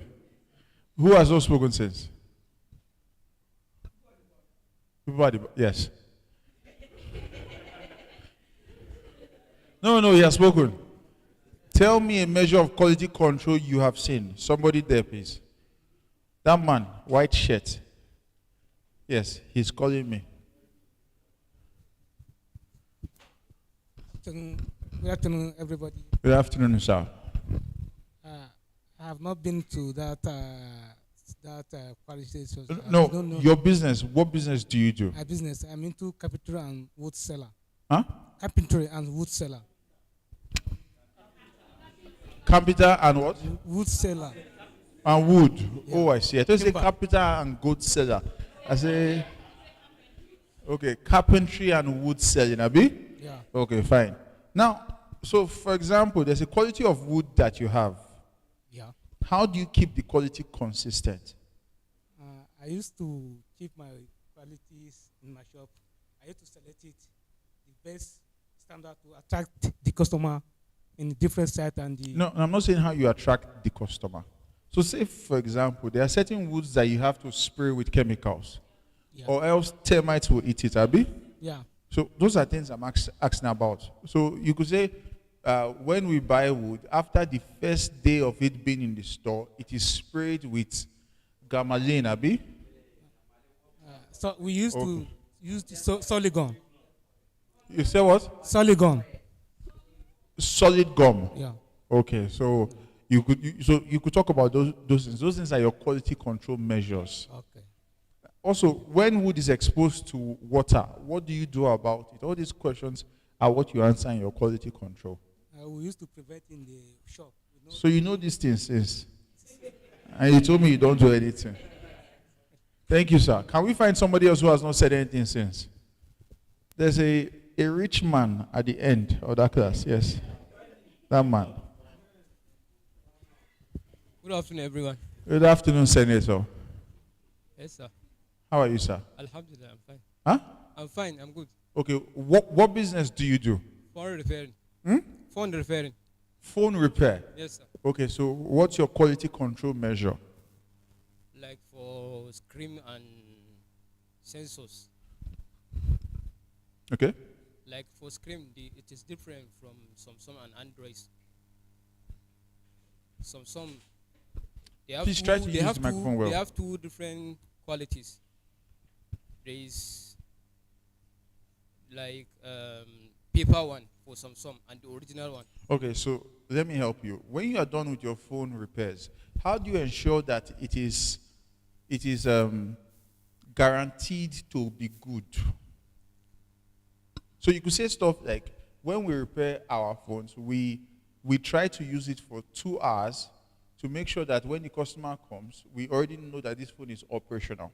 Yes. That's a quality control measure. Do you understand? Yes, sir. Uh-huh. So you could also say, when we fix what now? Charging point or battery. Huh? They put, oh yeah, so yes. So this guy is funny. when we are repairing phones, we keep all the nuts in a particular bowl. We don't spread them on the table. So that when the customer now comes and say, bros, I don't do it, I say this phone, you not get the nuts before. Yes. Uh-huh. You have done it before, Abi? You have misplaced nuts? No. Oh, okay, that's fine. Thank you, sir. Can we give you the microphone, please? let the Zoom people and Facebook and Instagram also get what you're saying. After the repairs of the phone, you can go home with the phone and use it for like 2 weeks. And if anything happens, that's more on the guaranteeing side, more than the quality control. All right. Can you give that lady with white dress the step forward, please? Can we clap for her?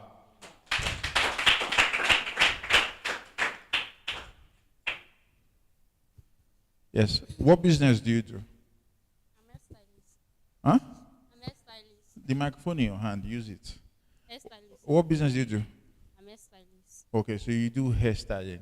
Okay. So how do you control quality in your business? All these things I'm saying, I'm trying to help you, Abi. Because you're supposed to write it in your business plan. So if I already start to answer it for you here, have I not helped you? Exactly. So please go on. How do I control my...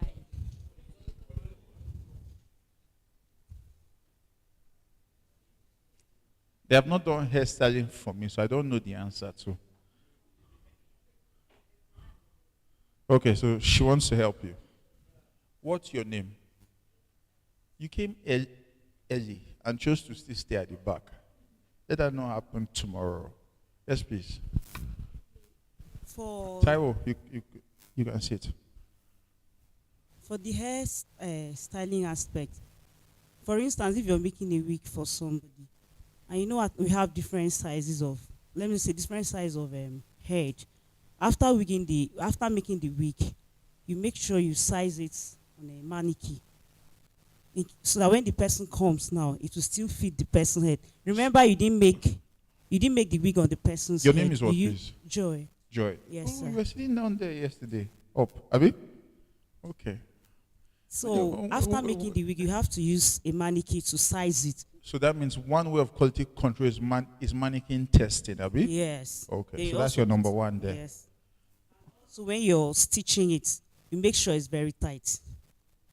So And that even mean- when maybe you're not the person, maybe it's your apprentice that's working on, you make sure the stitches are okay. So Okay. that the person will not use it and maybe later bring it back to you. So you do stitch testing, Abi? Yes. So to check whether the stitching is done properly. Yes, sir. Are you understanding that these things are not so hard once we start to talk about it? Exactly. That's why I need you to talk. But if you keep it in your mind and say, that quality control hard, though, but you should be talking about it. So let me hear from him. This is the second time he's speaking in this class. I know everybody. Good Don't morning, worry. everyone. Good morning. I remember some month ago, I bought one freezer, and after about 2 weeks, the freezer now give me attitude. So I Wait. Did you say the freezer was giving you attitude? So the freezer is not working well. So That's the meaning of attitude. I've never heard this one before. It's all right. So I have to call the company. Yeah. So after the 2 weeks, they now return. They now come and carry the freezer. And bring another new one. Come. That one give you attitude? Yeah. No. That one is worked perfectly. Oh, I see. Thanks. So no, but that's more on the guaranteeing side. How does that company in their production process, we're talking about operations and production now. How do you make sure that all the freezers on your production line are consistently good with the same quality? That's the question I'm asking you. So, Shilon. Mine is more like a question. Okay. Is mentoring like part of quality control? Because I remember when I was working in a restaurant, the madam said that we will not work for 2 weeks.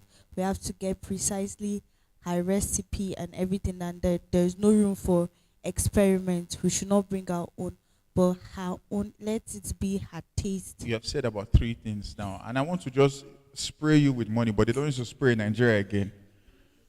So, you have said recipe. Recipe is a means of quality control. You have said internship and mentorship.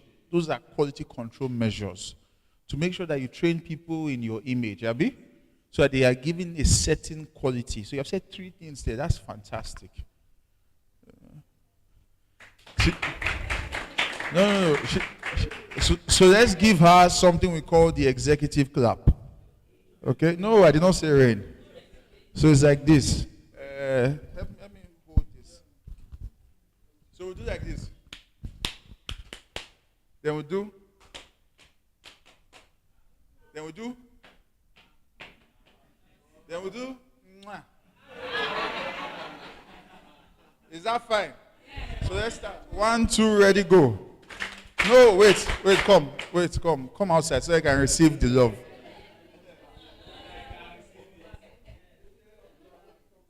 It's your turn to shine.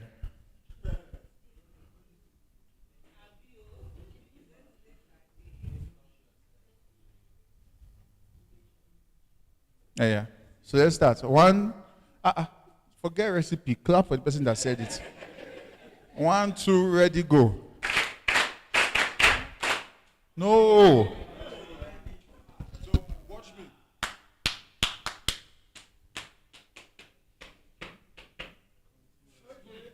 Is that fine? Yeah. So turn.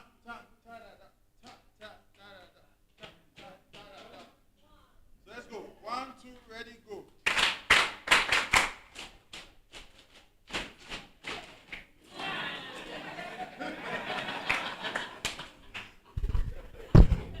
Are we good? So, I did not know she was dramatic like that. Okay. So, those are quality control measures. Can somebody list some other quality control measure from their business? We have some. Okay, beautiful. We have some in the comments. Abdullah Kim Uthman from Niger State, says, from Niger State, says, I'm into computer repairing. I make sure I test spare parts and I have in store after every 3 months to maintain the quality. Oh, beautiful. Okay. Then we have Gara Sulaiman Adam from Kano State, says, according to my own understanding, quality control is including the following points. Quality control is a process through which the business seeks to ensure the product quality is maintained or improved. Quality control improves testing units and determining if they are within the specifications of the final product. That's fine.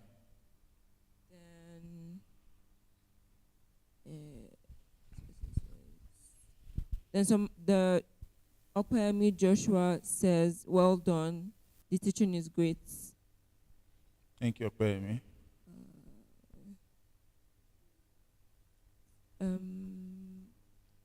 Kokoma Giwa asks for hairstyle, says, I think for hairstyling, quality control is ensuring hair cleaning materials, such as towels, are washed regularly. You see, as simple as that is, Abi, that's quality control too. Okay? Okay, then Blessing Ibrahim from Benin City, Edo State, says quality control is making sure your product does not lose its value. This can be achieved by being consistent and also improving on it and not going below the standard your customer already knows you for. We'll take that too. Do we have any more? Or do we have questions there?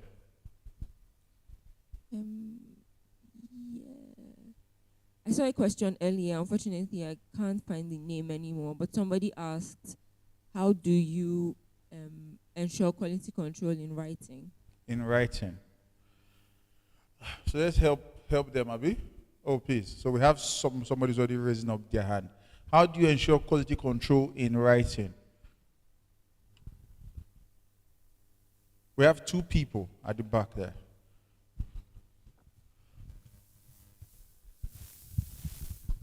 All right. So as we're having these conversations now, you can see that some quality control measures in some industries would also apply to your own. Write it down.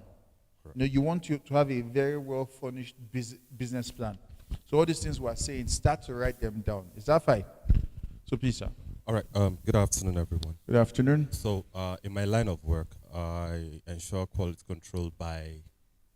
Okay, so I post articles online. Okay. I write and all that. So, for every member of my team, nothing goes online without going through editing. So there is an editor that is standby that reads every content to ensure that the grammar is correct, to ensure that punctuations are right. Beautiful. And all of that, so that, and then to make sure sometimes that the story is true, so that it is confirmed. Because so that means there's a grammar check, there's a fact check.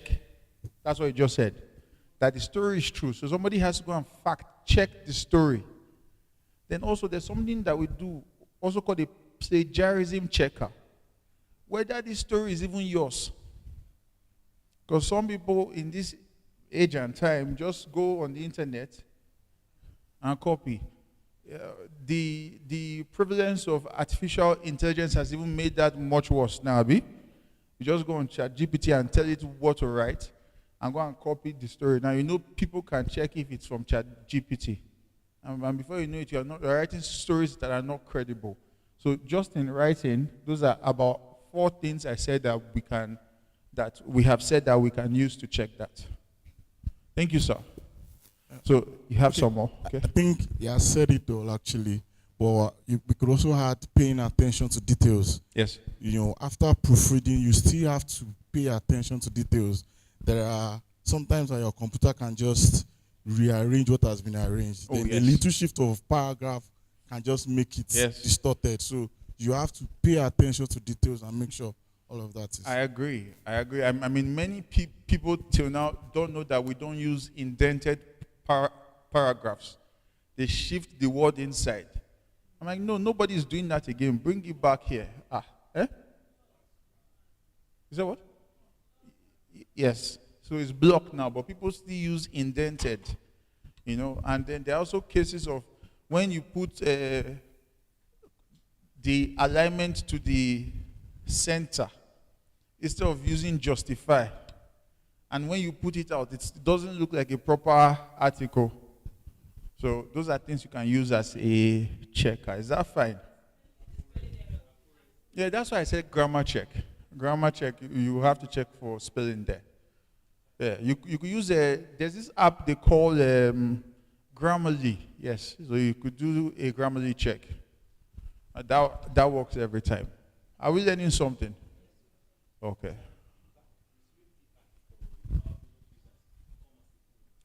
Yes, it can. Yes, it can. Receiving feedback is also a quality control measure. That's beautiful. That works for everybody.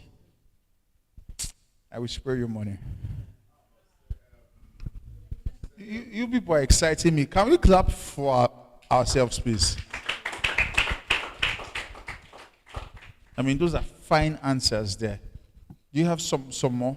Yes, so Nata Constance from Abia is a baker, and they say to ensure quality control, I purchase ice blocks and keep standby in case there's power failure to avoid change in the taste of my tiger nut drinks. Secondly, I ensure adequate use of my natural preservatives like lemon and cloves for each bottle of drink.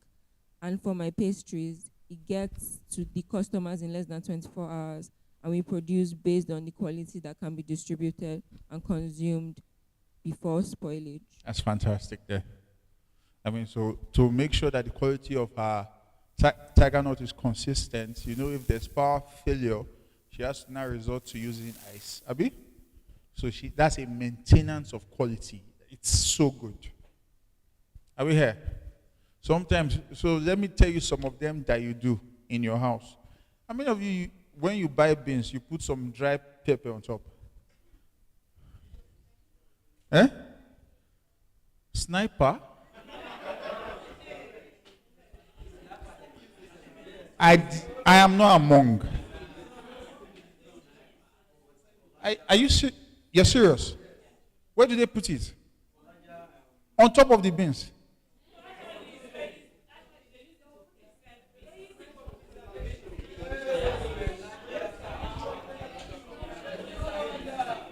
So wait. Now this seems to be the case. Many people are confirming it. So when you buy your beans, boil it once, throw the water away, then cook it again, please, because clearly that's troublesome. Do you understand that if you put sniper here, and or a part of it touches your skin, it can cause you terrible pains? Like, that's a terrible chemical, though. Please, I beg. That's not quality control. We're not accepting it. That's a reduction in quality now. You're contaminating the product. Please give me another example. We're not using that. So something you do domestically that is a quality control. Yes. Okay? No, let's forget about beans now, Abi. Any other thing you do in your house that helps for quality control.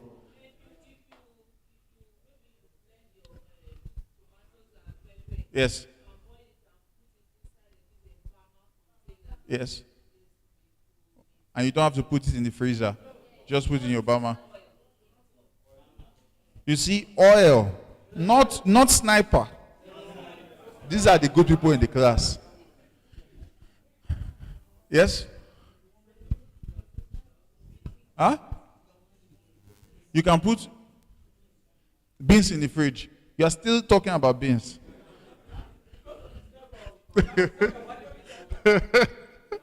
Yes, please.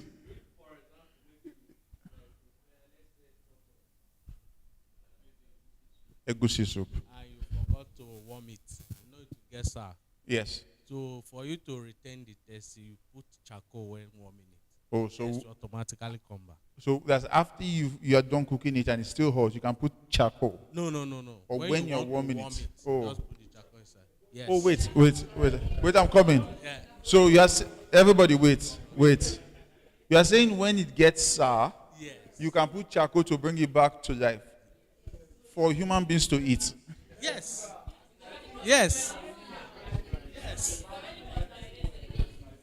No. It's fine. If I do it like that, I can give to my enemies to eat.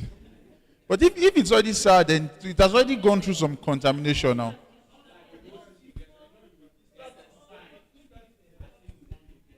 Okay. Thank you. Okay. We are done with quality control. Do we understand? One house, please. One house, everybody. Do we understand quality control now? Do you now know how to write it for your business? Now remember we said that there are industry regulators for quality. For food and drugs, we have what? For products, we have SON. Abi? For professions like law, we have what? NBA, Abi? For what now? Accountants, we have ICANN, we have ACA, Abi? Oh, I see, okay. Okay. So, there are many regulators for quality. Now, as much as you want to write your own personal quality control measures, please also make sure that you write the measures for the industry. Are you understanding that? Are you understanding that? Yes? Okay, so I say as much as you want to write your quality control measures that you use in your business, also write the quality control bodies for your industry and talk about the function that they serve. Do you understand? So if you're into food and drugs, for example, talk about how you are registered with NAFDAC and you have been registered since 2015 and all your products are registered and accredited by the food and drugs body, for example. Do you understand? Startup is not a industry now. What do you do? You're into fashion, right? So you find out the industry body for fashion that does any bit of regulation there. Is that fine? Okay.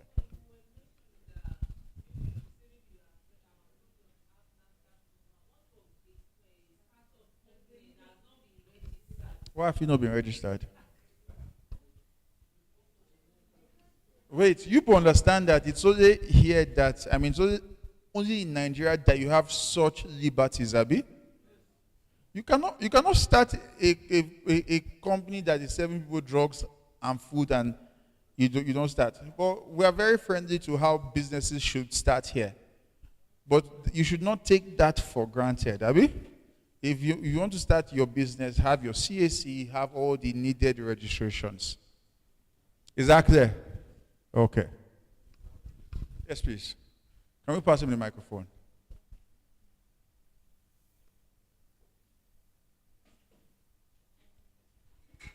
Okay, so let's go.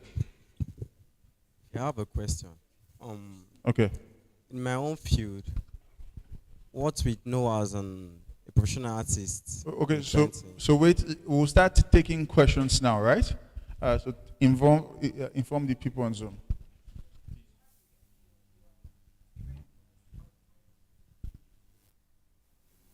Okay.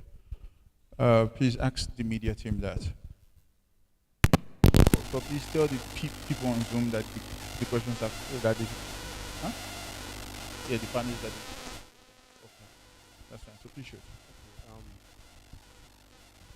This quality control. Can I say in my field, when you are done painting, the only way to separate your work from AI and to show that you know what you are doing is to paint, get a mix colors, get a mix colors and strike them on your painting to show that it's not AI and to show that you know what you're doing. Can I say that's also a quality control? Does that help you know that the work is quality? Yes. Yes, it does. So it's fine. Because me, I don't understand how that painting industry Okay, like goes. just like this particular painting. No, it's fine. Yes. Don't teach me. Thank Sorry. you. I will not understand. No, it's not like I'm not. I will not understand. Yeah? Questions? Let's start to ask. We're wrapping up, so we need questions now. So you people understand everything. Okay, so help me with the mic. So, talk about setting testing standards. Yes. Yes, of course. Those are measures too. Measures too. Anything you do in your production process to make sure that you're bringing out the same consistent quality to your customers. We're putting all of that under quality control. And we're saying that for you as entrepreneurs, that these that are deliberate about expansion. The fact that you're making 2 or 3 products now, so you can still use your eye and gauge it and say, okay, I'm sure this is the same quality as this. But once you start to expand, if you don't already have those quality control measures now, it will haunt you, Abi. I mean, so, yes. So, for example, you're making your soap now. If you start to say, if I tell you bring 100 tomorrow, would all of them have the same quality? Would your air fresheners have the same scent, or one will be everywhere and the other one will be so light? You know, so it's all that measurement we're saying that if you are desiring your expansion now, you start doing those things now. Abi? Is the person who is faithful in small that would what? I'll be faithful in much, so you should start that now. Okay, then finally, in a production line, sir, you know, there are defects while the production is going on. So the process of also correcting those defects, bringing them out, correcting them, I think that's one of them too. Yes, sir. You are training us now. Thank you. Yes, because the correction of the defect is to keep it at the same amount, it's the same level of quality. Yes. Is that fine? Questions? Okay, so let's hear from him. Let me know when our people are ready. Yes, sir.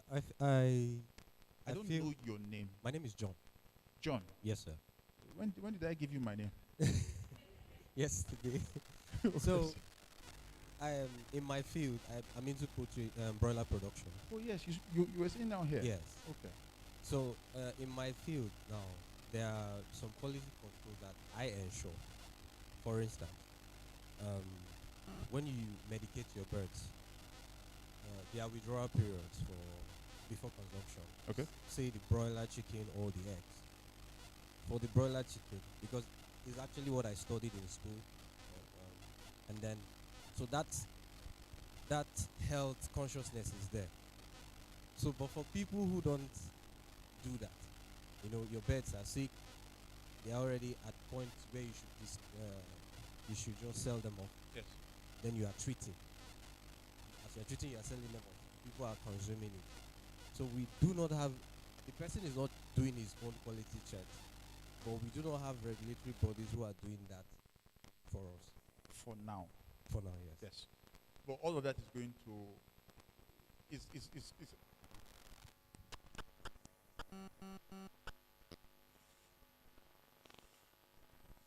you hear me? Okay. Oh, it's still work. It's still here. So all of that is going to be fixed in a matter of time. Usually, when we start having people regulating the industry, it's those of us who are already in this place that will be ready for the movement, right? I told you that there are some vendors who miss out on projects because they are not registered with CAC. Now, when those projects come, they don't wait for them to go and register. They just miss out on the CAC, on the project. So it's the same thing I'm saying now. All these things we do about quality control, don't wait for there to be a body to come and be checking it. There are customers that would want to check themselves. One time you just find that there's a big restaurant in your area that now needs you to supply 200 beds every week. And that day they will come with their beds to check your beds. And then you will be ready. So it's for those who are set out for expansion. We don't have to wait for all the regulations to be complete. You know that you are doing the right thing, because quality control will also have to do with the ethics of how you do your business. Are we clear? And then so he was talking about AI, for example. You tell people now, write a document. Okay.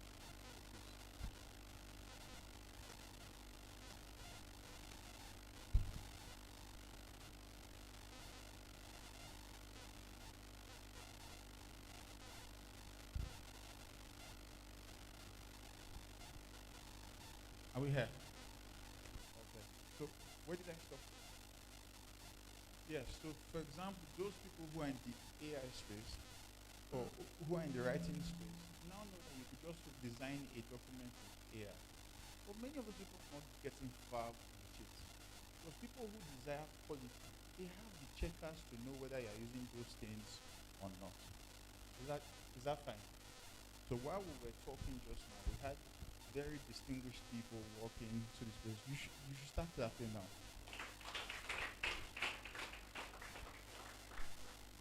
First up, we have the Director of Planning and Research, Federal Ministry of Labor and Employment, Mr. Chris Ahmad. Welcome, sir. Sir, would you have a goodwill message for these wonderful people, please?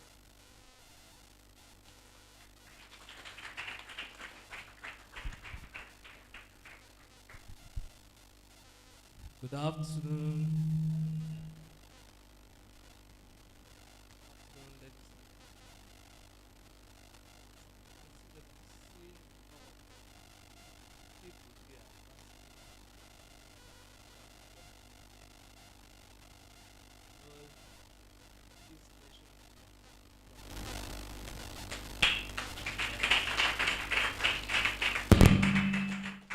And that is why the government is doing a lot in order to bring the young people up. And I do know why we are all here today is to learn how to set up our businesses and become employers of labor. We, those of us in the Ministry of Labor, are so much interested that the youths become become employers of labor, and that the youths are empowered positively. Because if the youths are empowered positively, there won't be much crisis in the system. They'll be so much occupied.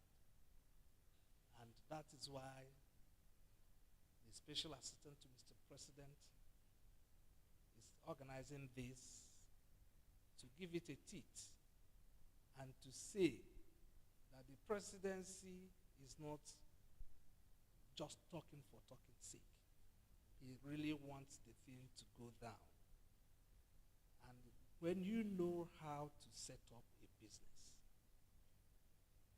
and how to manage the little fund to be given to you, you found out that in the next 1-2 years, you become employer of labor. You may be looking at it now, how will it happen? How it will happen is when you know, for instance, I want to go into the sewing business, and the little they have given to you, you have learned that skills, and the little you have, you start with one machine, which you yourself is using. And the process, you look for another machine which you use for another process in doing your business.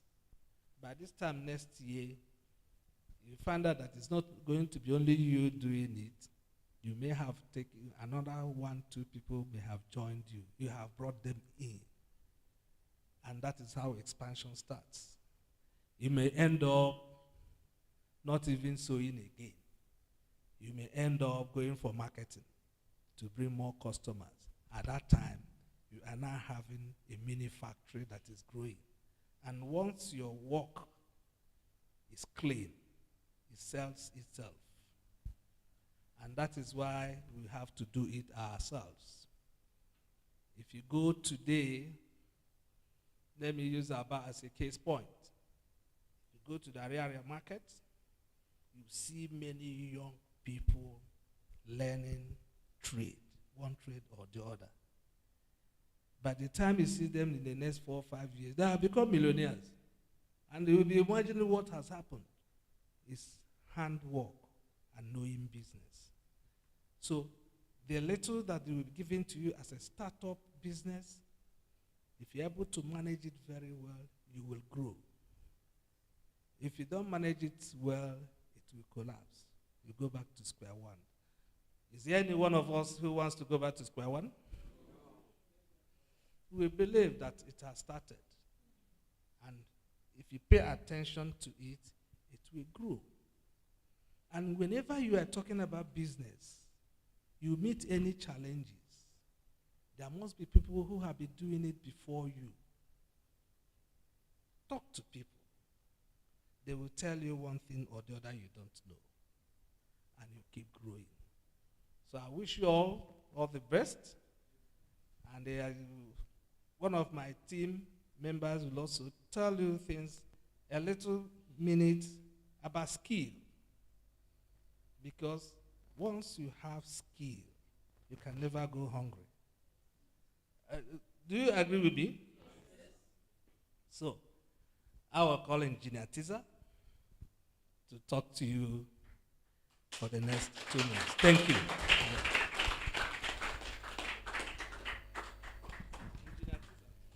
Okay, do we have that ready? Faithful? Just to add up to what the director has said.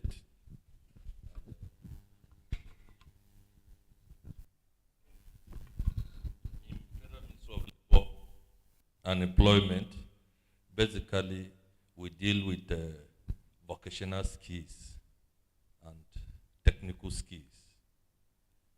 But that is on-the-hand skills. Ike in Sanan. The one that you use your hands to do, not the one you use the brain. The one you use the brain is either you as a lawyer, as a doctor, as a journalist, and other skills, the one you call soft skills.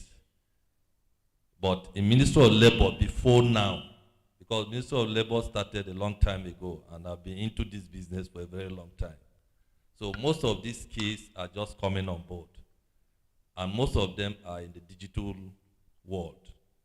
So as new technological advancement comes in, you see newer skills are coming. To the extent that some people begin to look at the older skills, the older trades, as if they are no longer relevant. You will agree with me that all of you sleep on a bed, and the beds are usually made of wood. And beds have existed a long time ago. You have chairs, you sit on it. So we can't abandon all those ones and begin to take onto newer trades arising from technological advancement. Much as we are going to take the new trades, we cannot just leave the old ones. Much as some people now use the engine boats, the canoe is still very useful. You understand? So,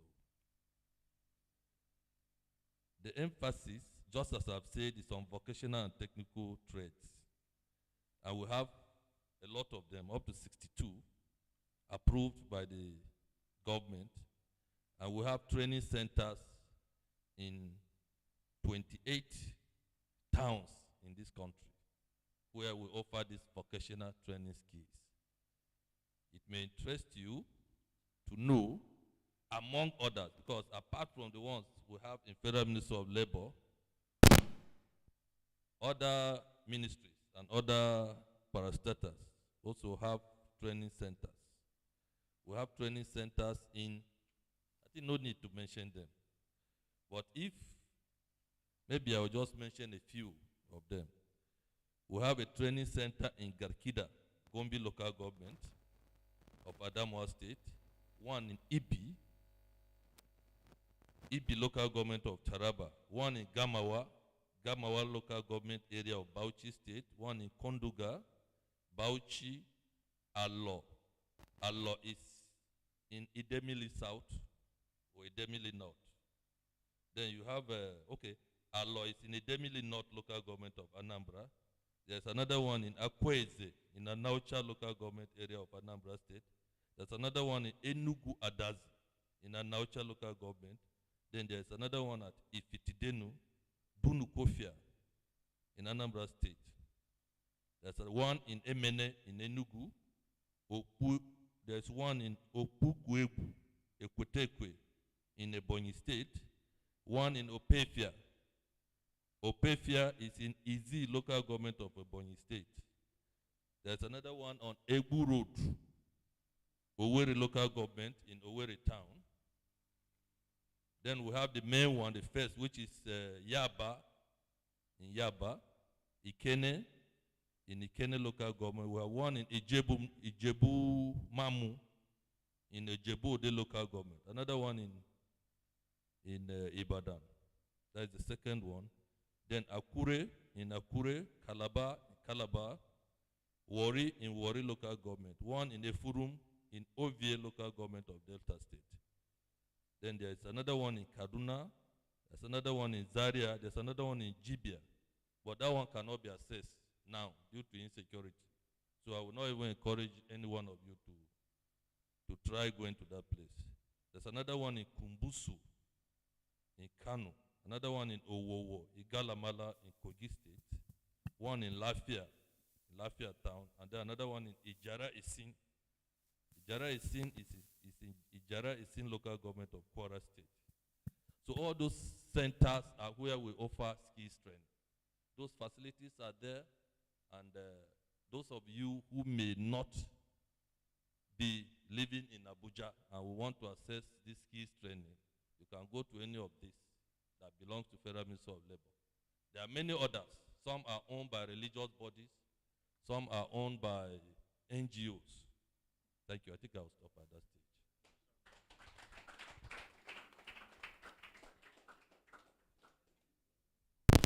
Okay, so we'll be having the MD Bank of Industry now. We're ready? So can we put our hands together as we receive virtually Dr. Olasupo or lose. Everybody, please. Thank you very much.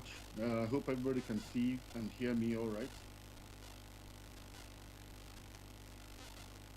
I'm not very sure how this works, but it's very important that I confirm that I'm being heard before I go on. So is there a way that We can hear you, that sir. confirmation that can be given? We can hear you, sir. Okay, fantastic. Can you see me? Yes, as well? yes, we can see you. Okay. Okay, fantastic. So good morning, everybody. It's a pleasure to be with you today, although virtually, to lend my support to this Unlock Skills Acquisition and Empowerment Program. First, I'd like to extend my sincere gratitude to the Senior Special Assistant to the President on TVET, Ms. Biola Rugundade, for giving me an opportunity to speak.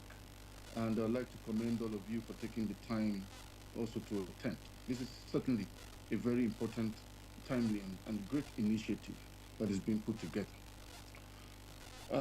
Today we are talking about some very important topics, which is about business planning and sustainable entrepreneurship.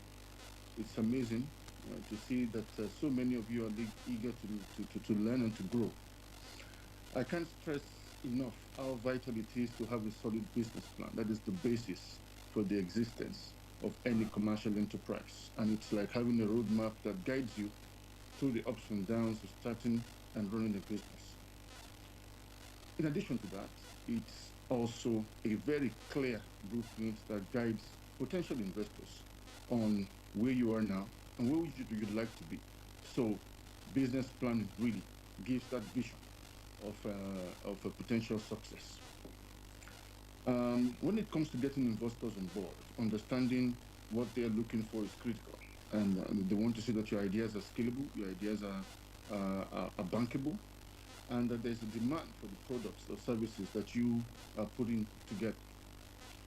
By aligning our plans with the expectations we are setting ourselves up for success. So I'd like to encourage you to really put in a lot of effort into understanding how business plans are developed and managed. And let's not forget about the sustainability part of it. It's not just about survival. It's also about thriving in the long run. That means that being smart about how we use our resources, being open to change, and also being able to adapt to whatever comes our way.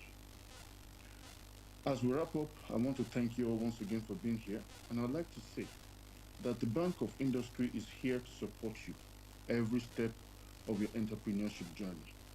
At the Bank of Industry, we understand the importance of the development of youth enterprises and skills, which is why youth and skills is one of our 6 thematic areas of focus going forward. We will be rolling out programs that will certainly focus on youth enterprises and on skills development. And I'd like you to say that please stay tuned as we put finishing touches together on the programs that we'd like to roll out. Once again, I'm excited to see where the journey takes each and every one of us, and I'd like to say congratulations to every one of you, because I believe that this is the start of a good thing, and I believe that it will continue with further support from the likes of Bank of Industry and other partners that the Office of the SSCP and TVET is working with. Thank you very much. Thank you, sir. Thank you, sir. Thank you, sir.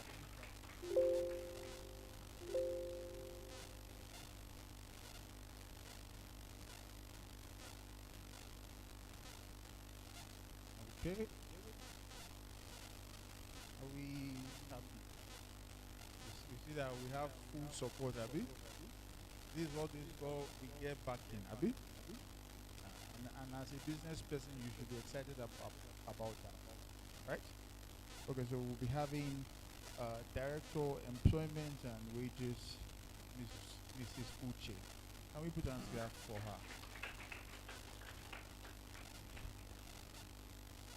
I don't say you should stop clapping. Everybody. Thank you. Thank you. Good afternoon, everyone. Nice to be with you.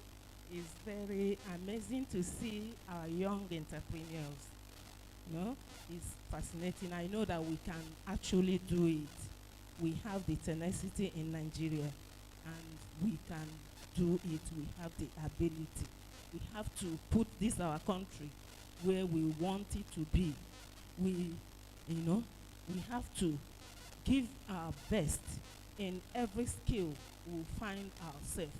None is greater than the other, but it's how you brand yourself. It's very, very important to brand yourself. You might be doing same business with some other person, but what matters, what distinguishes you is your packaging. How do you package yourself to be different from this other person? Add flavor to whatsoever you are doing, to be greater in that, Together we can actually make it. From the Ministry of Labor point of view, employment and wages, we have job centers in 24 states of the Federation. In Abuja, we have it in Ado, where you can go and receive job counseling, in any areas you have, even employability training. We can actually train you to be employable on the skills, modern skills required for you to thrive and grow your business. Thank you so much.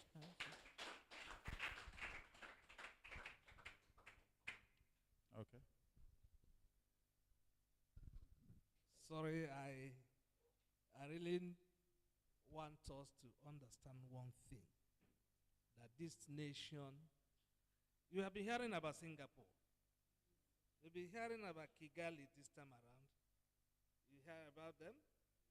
What makes them tick? It's the youth and entrepreneurship. That's what makes them tick. And you know that we have the population. And the population Nigeria has is dominant among the youths. So why must Nigeria be asking or begging for food? If all of you guys that I'm seeing here, those of us are getting old, we are almost out of the system. If you guys decide to make this nation work, it will work. Don't look at us. Some of us may have collected loan and squandered it. But don't look at us. Take a decision within yourself that, look, we must strive to make this nation great. And that is what the Senior Special Assistant to the President is doing today. Taking it upon herself, calling all necessary institutions to address you. So let it not be a child's play. Because whatever given to you to set up a business, let it be for business. There are centers, like the Labour have said, many centers for training for skills. Many of us have gone to school several years and not what may. At the end of the day, what did you achieve in that schooling?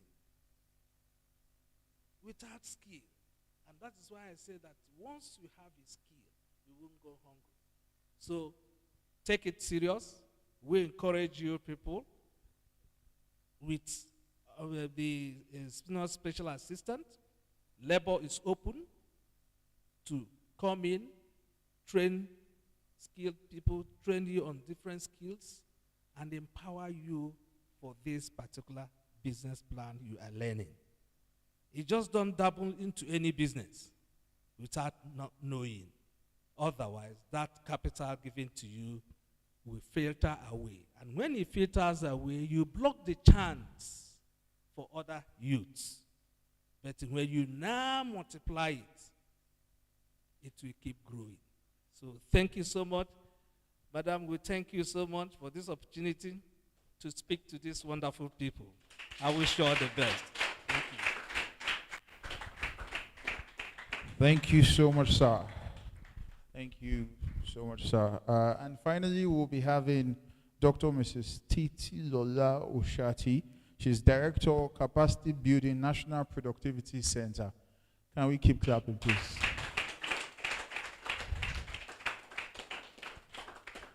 Keep clapping, keep clapping. The energy should be high. Everybody. Thank you very much. Good afternoon, everybody. Yes, yes, my directors and my fellow people here. This is a great opportunity for you to be addressed by wonderful people. You know, my DG just called me. We are building, doing some things. We are organizing a summit very soon. I believe maybe in 1 or 2 years, you come and showcase what you have learned here, there. So we said, I should quickly come here and talk about productivity. You know, so many people have learned one trade or the other. Please, sir, what did you learn? ICT. Fashion design. Fashion design. Sorry? Cleaning product. We are being empowered. We have a skill. Not that other people don't have a skill. They have a skill. There are so many fashion designers everywhere. There are so many people doing cleaning products. But how do you prepare yourself to be able to compete with them? We're talking about competitiveness. That's the in thing. All of you, you have learned one thing or the other. And you know definitely you are not the only person. But what makes you stand out? That's its productivity. That is productivity. If you are productive in that which you are doing, they will look for you. They will need your products. They will want you to come and design for them. They want you to come and sew for them. Even madam, you will sew for her. And you know, when you sew for her, and then you see that, madam, what you are wearing is simple. But, you know, there'll be a touch that is different from others. That is productivity. And productivity is talking about value addition. To make your product stand out, to be different from the same other person. That is value addition. And what is productivity? Has anybody heard about productivity before? Any of you? The word productivity.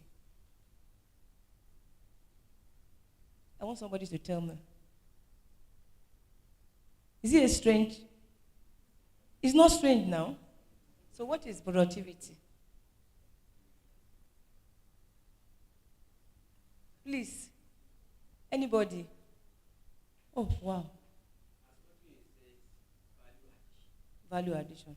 Thank you very much. Can you give him a round of applause? Even from what I've just said, she has made something. What is productivity? Productivity, let me start from the social perspective. Productivity is doing better today than yesterday. Thinking about how to do it better tomorrow. That is productivity. It's a continuous process. Doing something better today than tomorrow. Thinking about how to add value to what you are doing. You have all your resources. You have been trained on a product, a cleaning product. Let's say you want to make a soap. What are the ingredients for making soap? Madam, I'm talking to you. We are in together. That's productivity. Okay. Okay. Okay. So productivity is bringing all resources together. We call it input resources, including you yourself, the labor, the capital, the area you are, where you are, the space you are working. Doing it, processing it, and coming out with a good output. That is productivity. Even as a fashion designer, you have the clothes you are using, you have your machine, you have thread, all those input resources that you put together. How do you process it to get an output that is very good? That is productivity.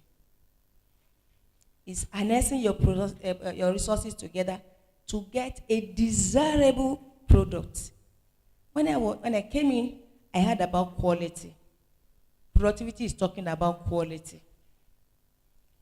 If you produce a soap that doesn't foam, that doesn't have a good lather, will people come and buy from you? So that is productivity. If you produce a quality product, people will come to you. People will look for you. They want to come and buy from you. That is productivity. Productivity talk about efficiency, effectiveness, quality, and competitiveness. I start with efficiency. What is efficiency? Harnessing all these products together to get an output. That is efficiency. I'm talking about effectiveness. Yes, at times you can be efficient but not effective. That is, that thing you produce, your end buyer, the end user are not taking it. So productivity is efficiency plus effectiveness. So you have to be efficient, using all those products, all those resources together without waste. Productivity talks about waste. You have to reduce your waste. I cannot really go into what is productivity, but just to give you an overall view of productivity. So when your efficiency is very high, you have to think about, you have to minimize waste. You have to reduce your waste, and then reduce the time you are using in producing whatever product, whatever you are doing. And then lastly, which is the effectiveness. People accepting that's your product. Because if you produce soap and people don't buy it, what's the essence of producing? Producing at the same time, and you meet the target of your supplier, and they take it to them and they say, no, this is not what I want. He's talking about scent, fragrance. And when you're supposed to put a fragrance or whatever the one they want, maybe Lavina or whatever, and you put another thing there. And they're not going to buy what you are. Everybody is getting, at least using that as an example for everything. So if you don't put the right thing, which they need, all your efficiency is already condemned because nobody is taking it. So this efficiency plus effectiveness, that is productivity. Judiciously using your resources to get your output for end users. Acceptability. And talk about quality and the need competitiveness. How do you compete with others? There are so many people sewing, like I said. There's so many people producing soap. There was a time there was Kano soap. There was time there's so many kind of soap and we couldn't hear about them. What can sustain you in that business is productivity. Something that can sustain you to make you to be in business, because there are so many businesses that have been started up after 5 years. That's from research. They are folded up. What happened? Mismanagement. So you have to think about that as you are going into that which you are being taught. How do you progress so that you continue to be in that business? Not just continue, so that you can become an employer of labor. So that's productivity. Thank you very much. Thank you so much, Wow. Did we learn something? What is productivity? But when they say, well, you were looking like, I'm like, why now? Efficiency plus what? Plus what? Okay, beautiful. And competitiveness, right? Because you also have to compete in the marketplace. So we're taking questions. Let's hear some more now. Tomiwa, please, let's see what the people on Zoom are saying. Questions, people? Some people are trying to avoid my eye. Well, it's fine. Questions, everybody, please. Okay? My favorite person, Chukwuemeka. Huh? Should I make you my favorite? Okay. Because Chukwuemeka is going through a lot. Okay. Sir, you talk about. Okay. When you talk about branding, Everybody, please. You said branding is customer's perception. Customer perception. So can we say branding, trademark, and goodwill are the same thing? Branding what? Branding, trademark, and goodwill are they the same? Branding, trademark, and goodwill. No. So I mean, so branding is customers' perception. So the perception customers have about your business. So we say, how do you make your customers feel, right? Yes?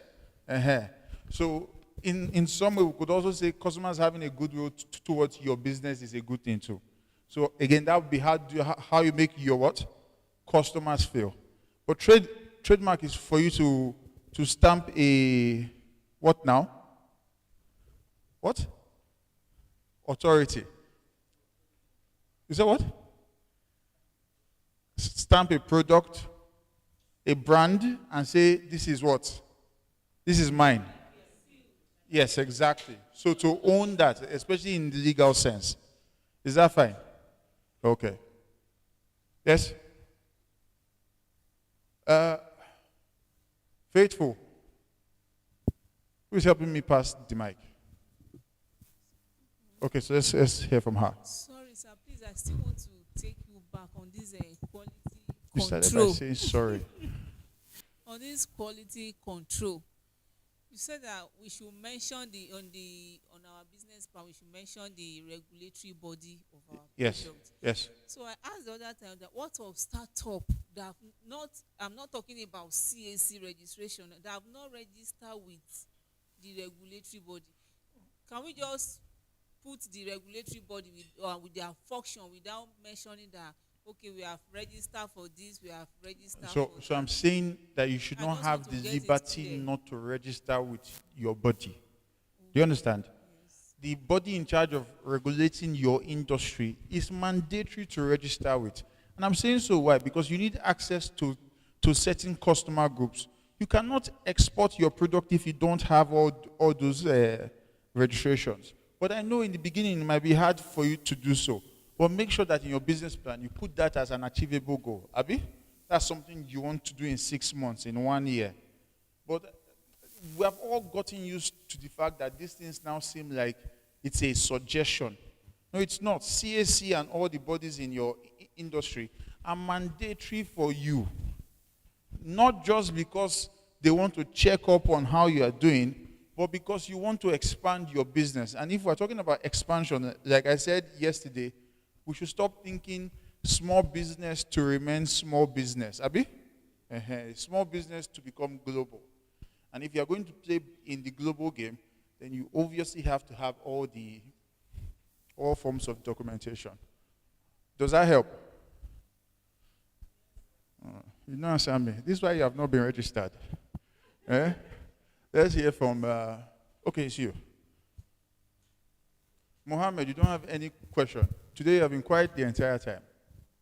So shoot. All right, sir. So there are businesses or startups that are, say, tech-based, right? Yes. So I would like to understand on the subject of intellectual property, how does one go about, let's say, protecting intellectual property, or,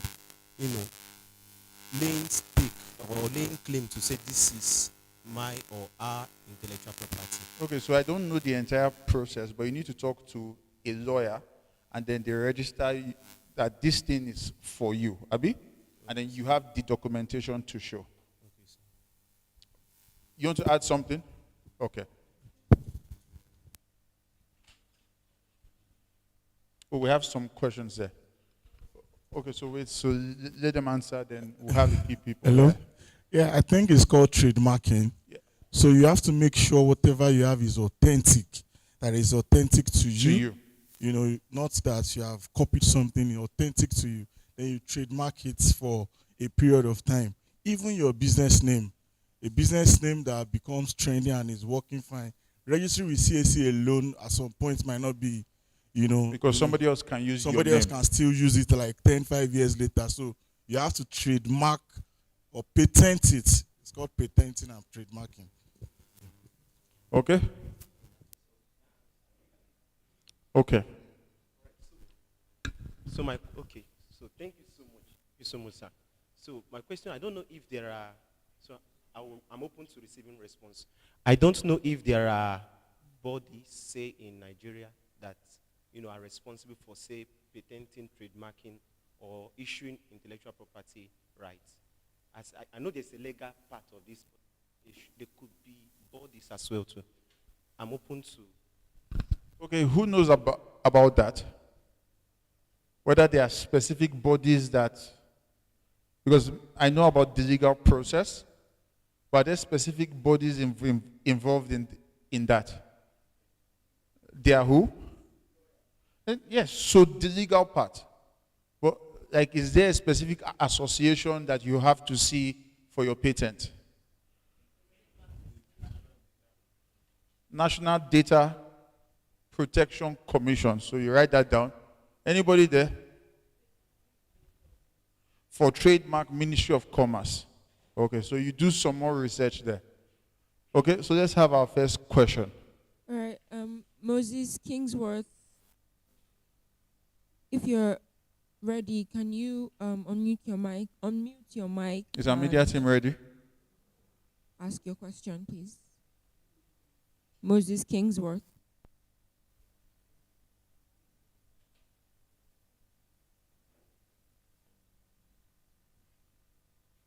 Okay. If Moses is like not he's ready, there. Ephraim Aju, can you unmute your mic and ask your question on your video?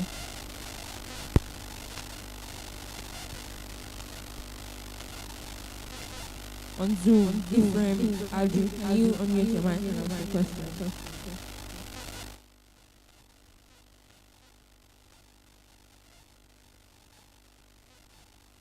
If you're a panelist, so you should be able to unmute your mic.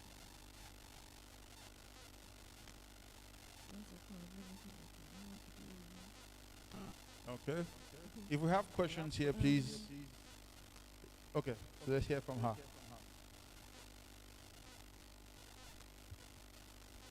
Is it compulsory to have the management team business plan? Yes. If you don't have, so because it's a plan, you should have the plan of having. So write down those qualifications that will be needed when you eventually build that management team. You understand that? Because you cannot create the individuals from thin air. So if you don't have, now write down those necessary positions and their qualifications. So that when the opportunity comes for you to find those people, you will know the exact people you are looking for. Okay. Questions before we have our Zoom people come in? Okay.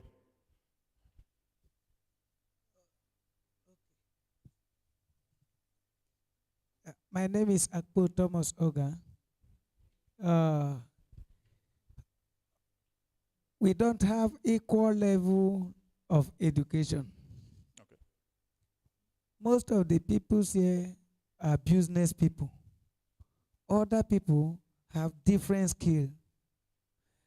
In case you have a skill and you don't know how to put all the right things together, and you want to progress in your business, what do you do? So as somebody who is starting, who doesn't have the capacity to employ, say, the best hands, right? And you cannot put it in writing. Huh? Oh, you're talking about your business plan. You seek a consultant. That's one. Or you come to trainings like this where they teach you how to put it in writing. It's not the most difficult thing. People who did it, they went through a process of learning to Abi. I mean, I have trained just every type of person about this. And you find out that people who you did not think had the capacity to write these things down, they wrote them eventually. So, underrate not thyself. Oh, it's not you. Oh, okay. You were asking for a friend. That's fine. Okay? Oh, people are, okay, fine. We'll talk about that, eh? So let's, talk to the young man at the back. We have a question there too. Are they ready? Okay, so let's hear from him, then we'll begin. So, when writing a business plan, Okay, so please stand so that we can pick you.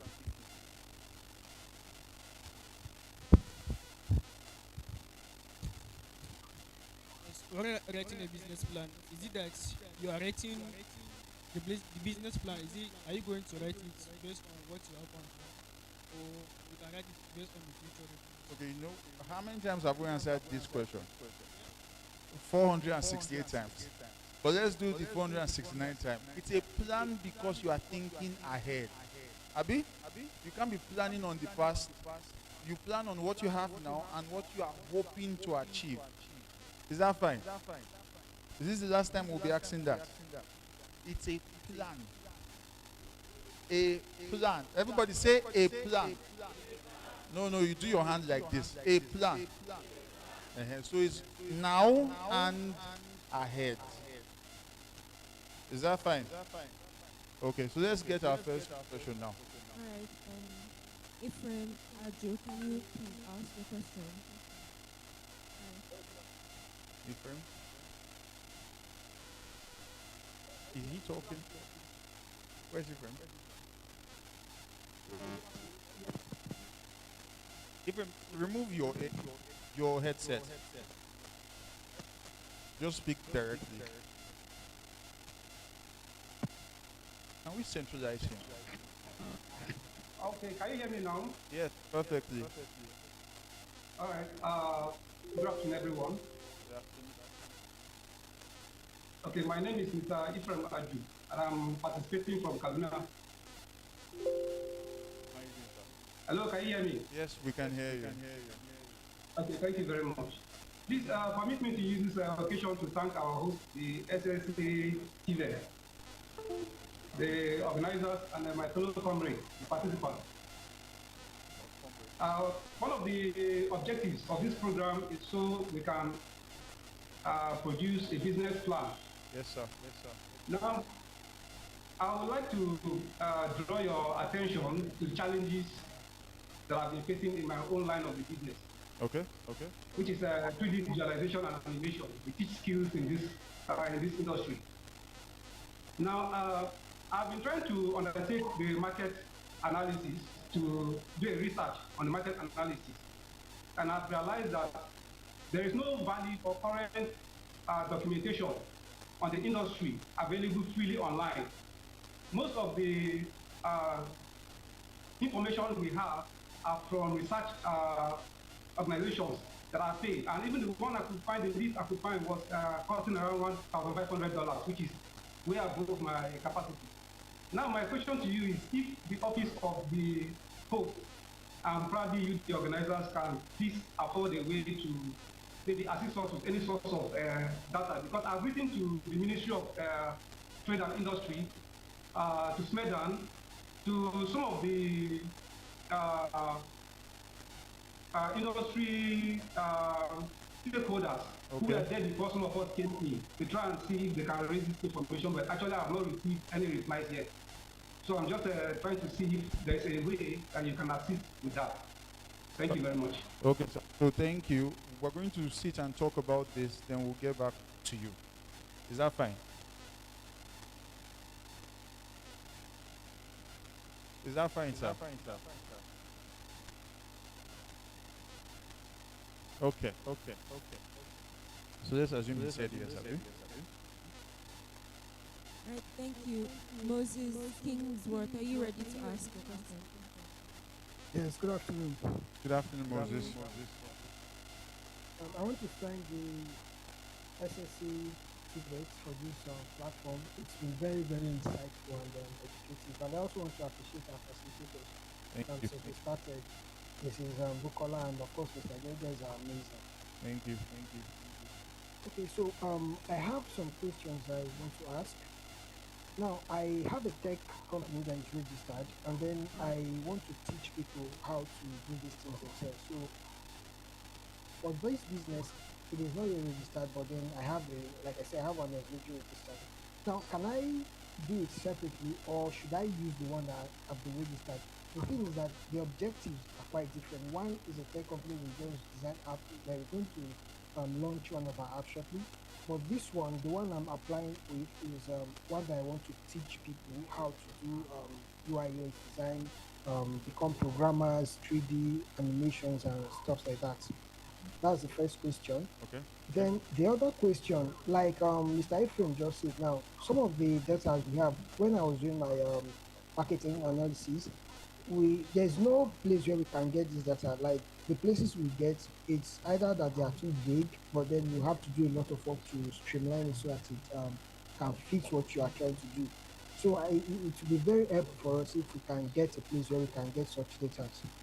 Then also, um, while writing our business plan, are we to address it to the office of the senior special assistant to the president? That would be my question. Sorry, one more thing. The other thing is, for me as a digital skills um, training center, which regulatory bodies do I need to register with? That will be it for now. Thank you.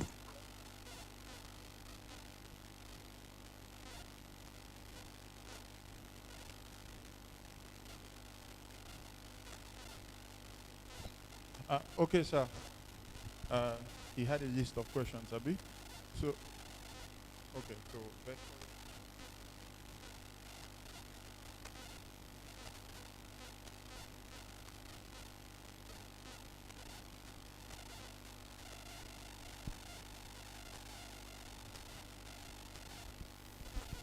Good afternoon, all.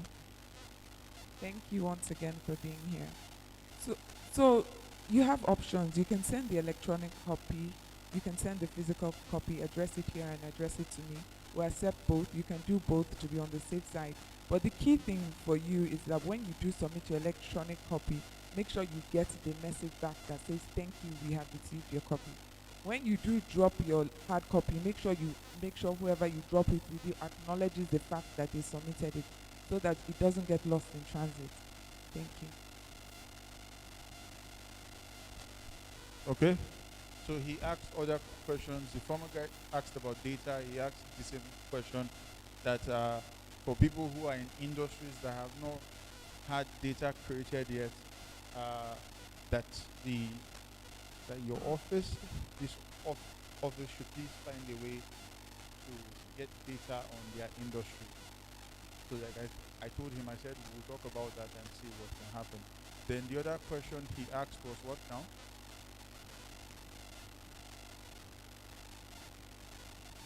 Oh, yes. He mentioned that. Yes. So, and then the final question was what?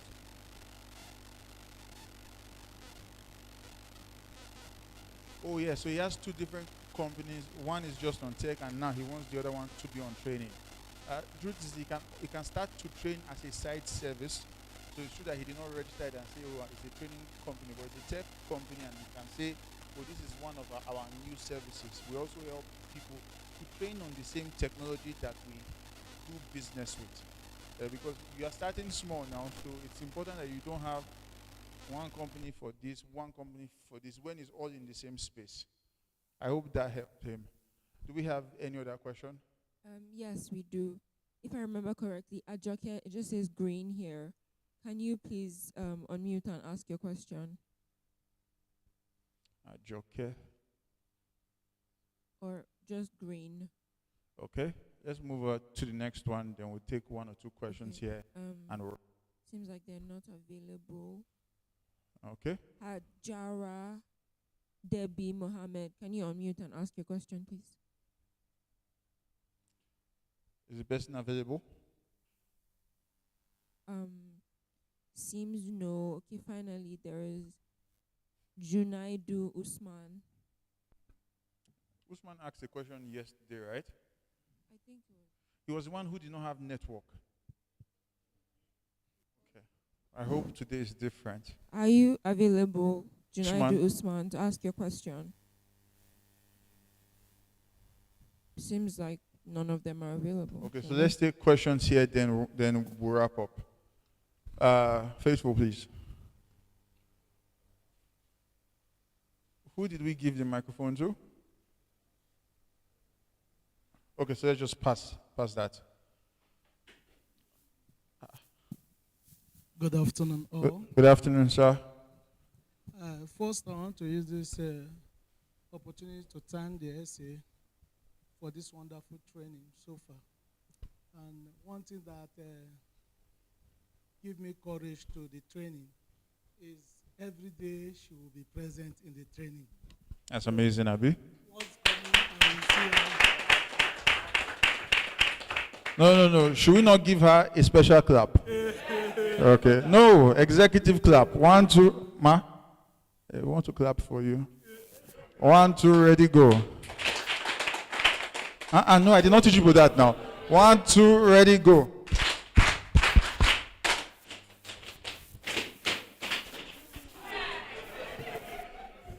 Sorry, she did not catch it.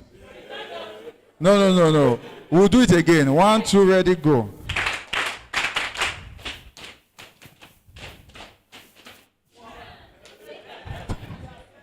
It's all right. Okay? So that's thank you so much, Ma. Thank you so much, Ma. But what I want to say, I want to plead with her. Like for some of us. Is that why you clapped for her? Wow. I want to use this video to also plead with her. That for some of us, because I've been hearing a lot of people, we are not registered, we are a startup. So like some of us who have not registered with the NAFDAC, with the SUN, and some other agencies, I don't know whether our office can reach to these offices to see how they can, maybe the last day, they can come around to educate us more on the registration process and stuff like that, so that it will also help us to take the good step by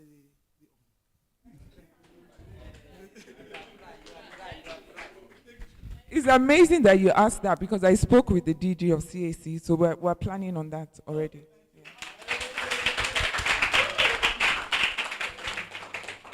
Okay, your problem is solved, Debbie. This is solution hour. Everybody, please. Do you have a question? Something you need us to do? Okay, so we're good? Okay, sir.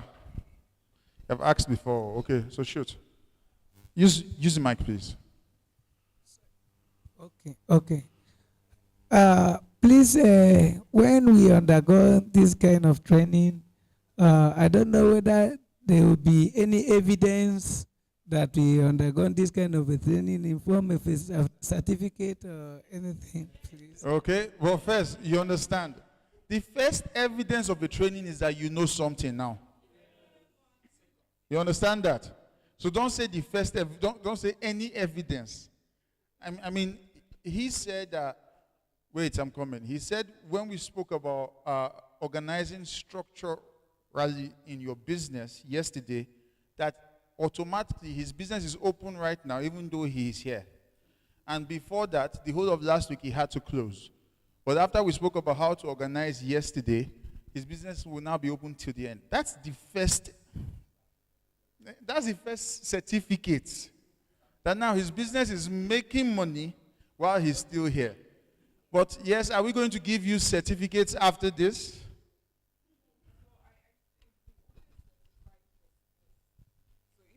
Technical skill, we had this conversation on the second day. If you have a technical, vocational, or entrepreneurship skill, when we do different kinds of training. We do training for skills, i.e., the solar kiosks that are outside. We train chefs, then we give you a kiosk. But because this is just enhancing your business, so there's no certification that comes because it's not a TVET skill. But we definitely support your business with a grant. Thank you, Mom. Okay, about that.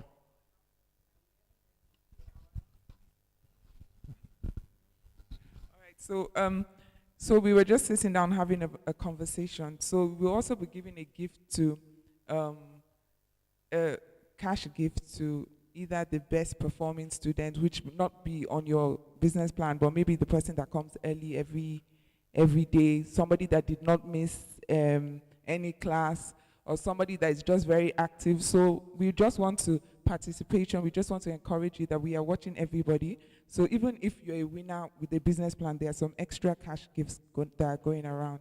So please do your best and continue to strive for success.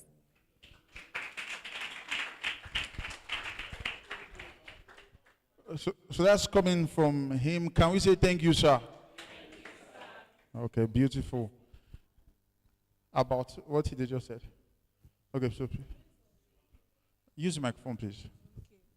Thank you very much, Ma, for this initiative. We really appreciate Use the microphone properly. Okay, I want to ask, how can somebody access this skill acquisition from your office?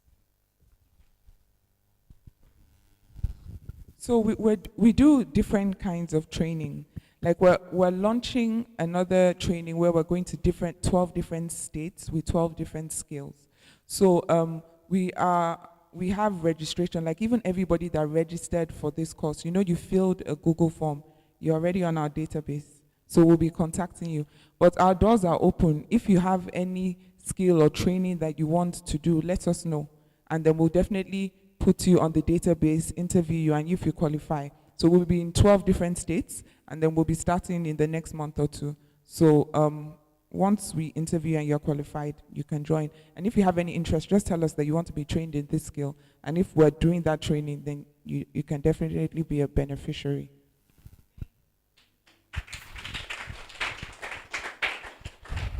Okay, are we good to go? Are we good to go? Or you want to stay here for under 2 hours? We have more to teach you. Okay, have we had a great day? What did we learn? So tell me one thing. Quality control, okay? Branding, productivity, elements of branding, measures on quality control, operational aspect of running your business, important relation with the regulatory body, productivity, investment readiness. Are you full now? Or we should go on? So we'll call on the SSA so that we can do a quick wrap up. But everybody, we have had a great day, right? So thank you again, and we'll continue tomorrow morning.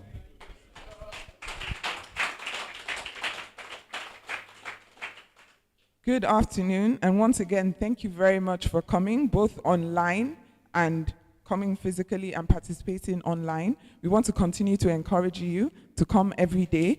We want to encourage you to, everything you've learned, please put it into your business. Where we can support your businesses personally and as an office, please, we will. We're going to send a link, for registration, so please register your businesses. Even apart from my office, I have a lot of partners and a lot of friends in government where I really push you for you to thrive, so it doesn't end here. You heard the MD, the managing director of Bank of Industry. So if you want to apply for loans, you can even apply for the loans through me to make sure that you get the loans, not just applications, not applications that stop halfway. We want to strive to make sure that whatever we say, we complete it and we do it. And we want to say that this is a different government, and this is a government that is ready to support the youth and make sure we move you to the next level. Everybody wants to move into prosperity, and we want to give you the key to unlock the door for your prosperity, but not just for you, but your community, your family, and everybody close to you. I've listened to everything you have said, and we're going to look into the certification of this course, and we'll get back to you on that. We'll also be sending a link at some point for you to register. So please let us know what your interests are, what you want to do in the future, which we will hear and see and read in your business plans. But let us also hear from you. We have an office phone number, website, Instagram. Some people chat to me on Instagram. I reply them directly. So please just continue to communicate with us. So all the programs we have, you can be beneficiaries. Because it's not just about you getting to level 1. It's for you moving from level 1 to level 2 to level 3 to level 4. Where next thing you are the next Tenny Elumelu of Nigeria, the next Aliko Dangote, the next of Africa, the world. So please Do not limit yourself, and God bless you. And see you tomorrow.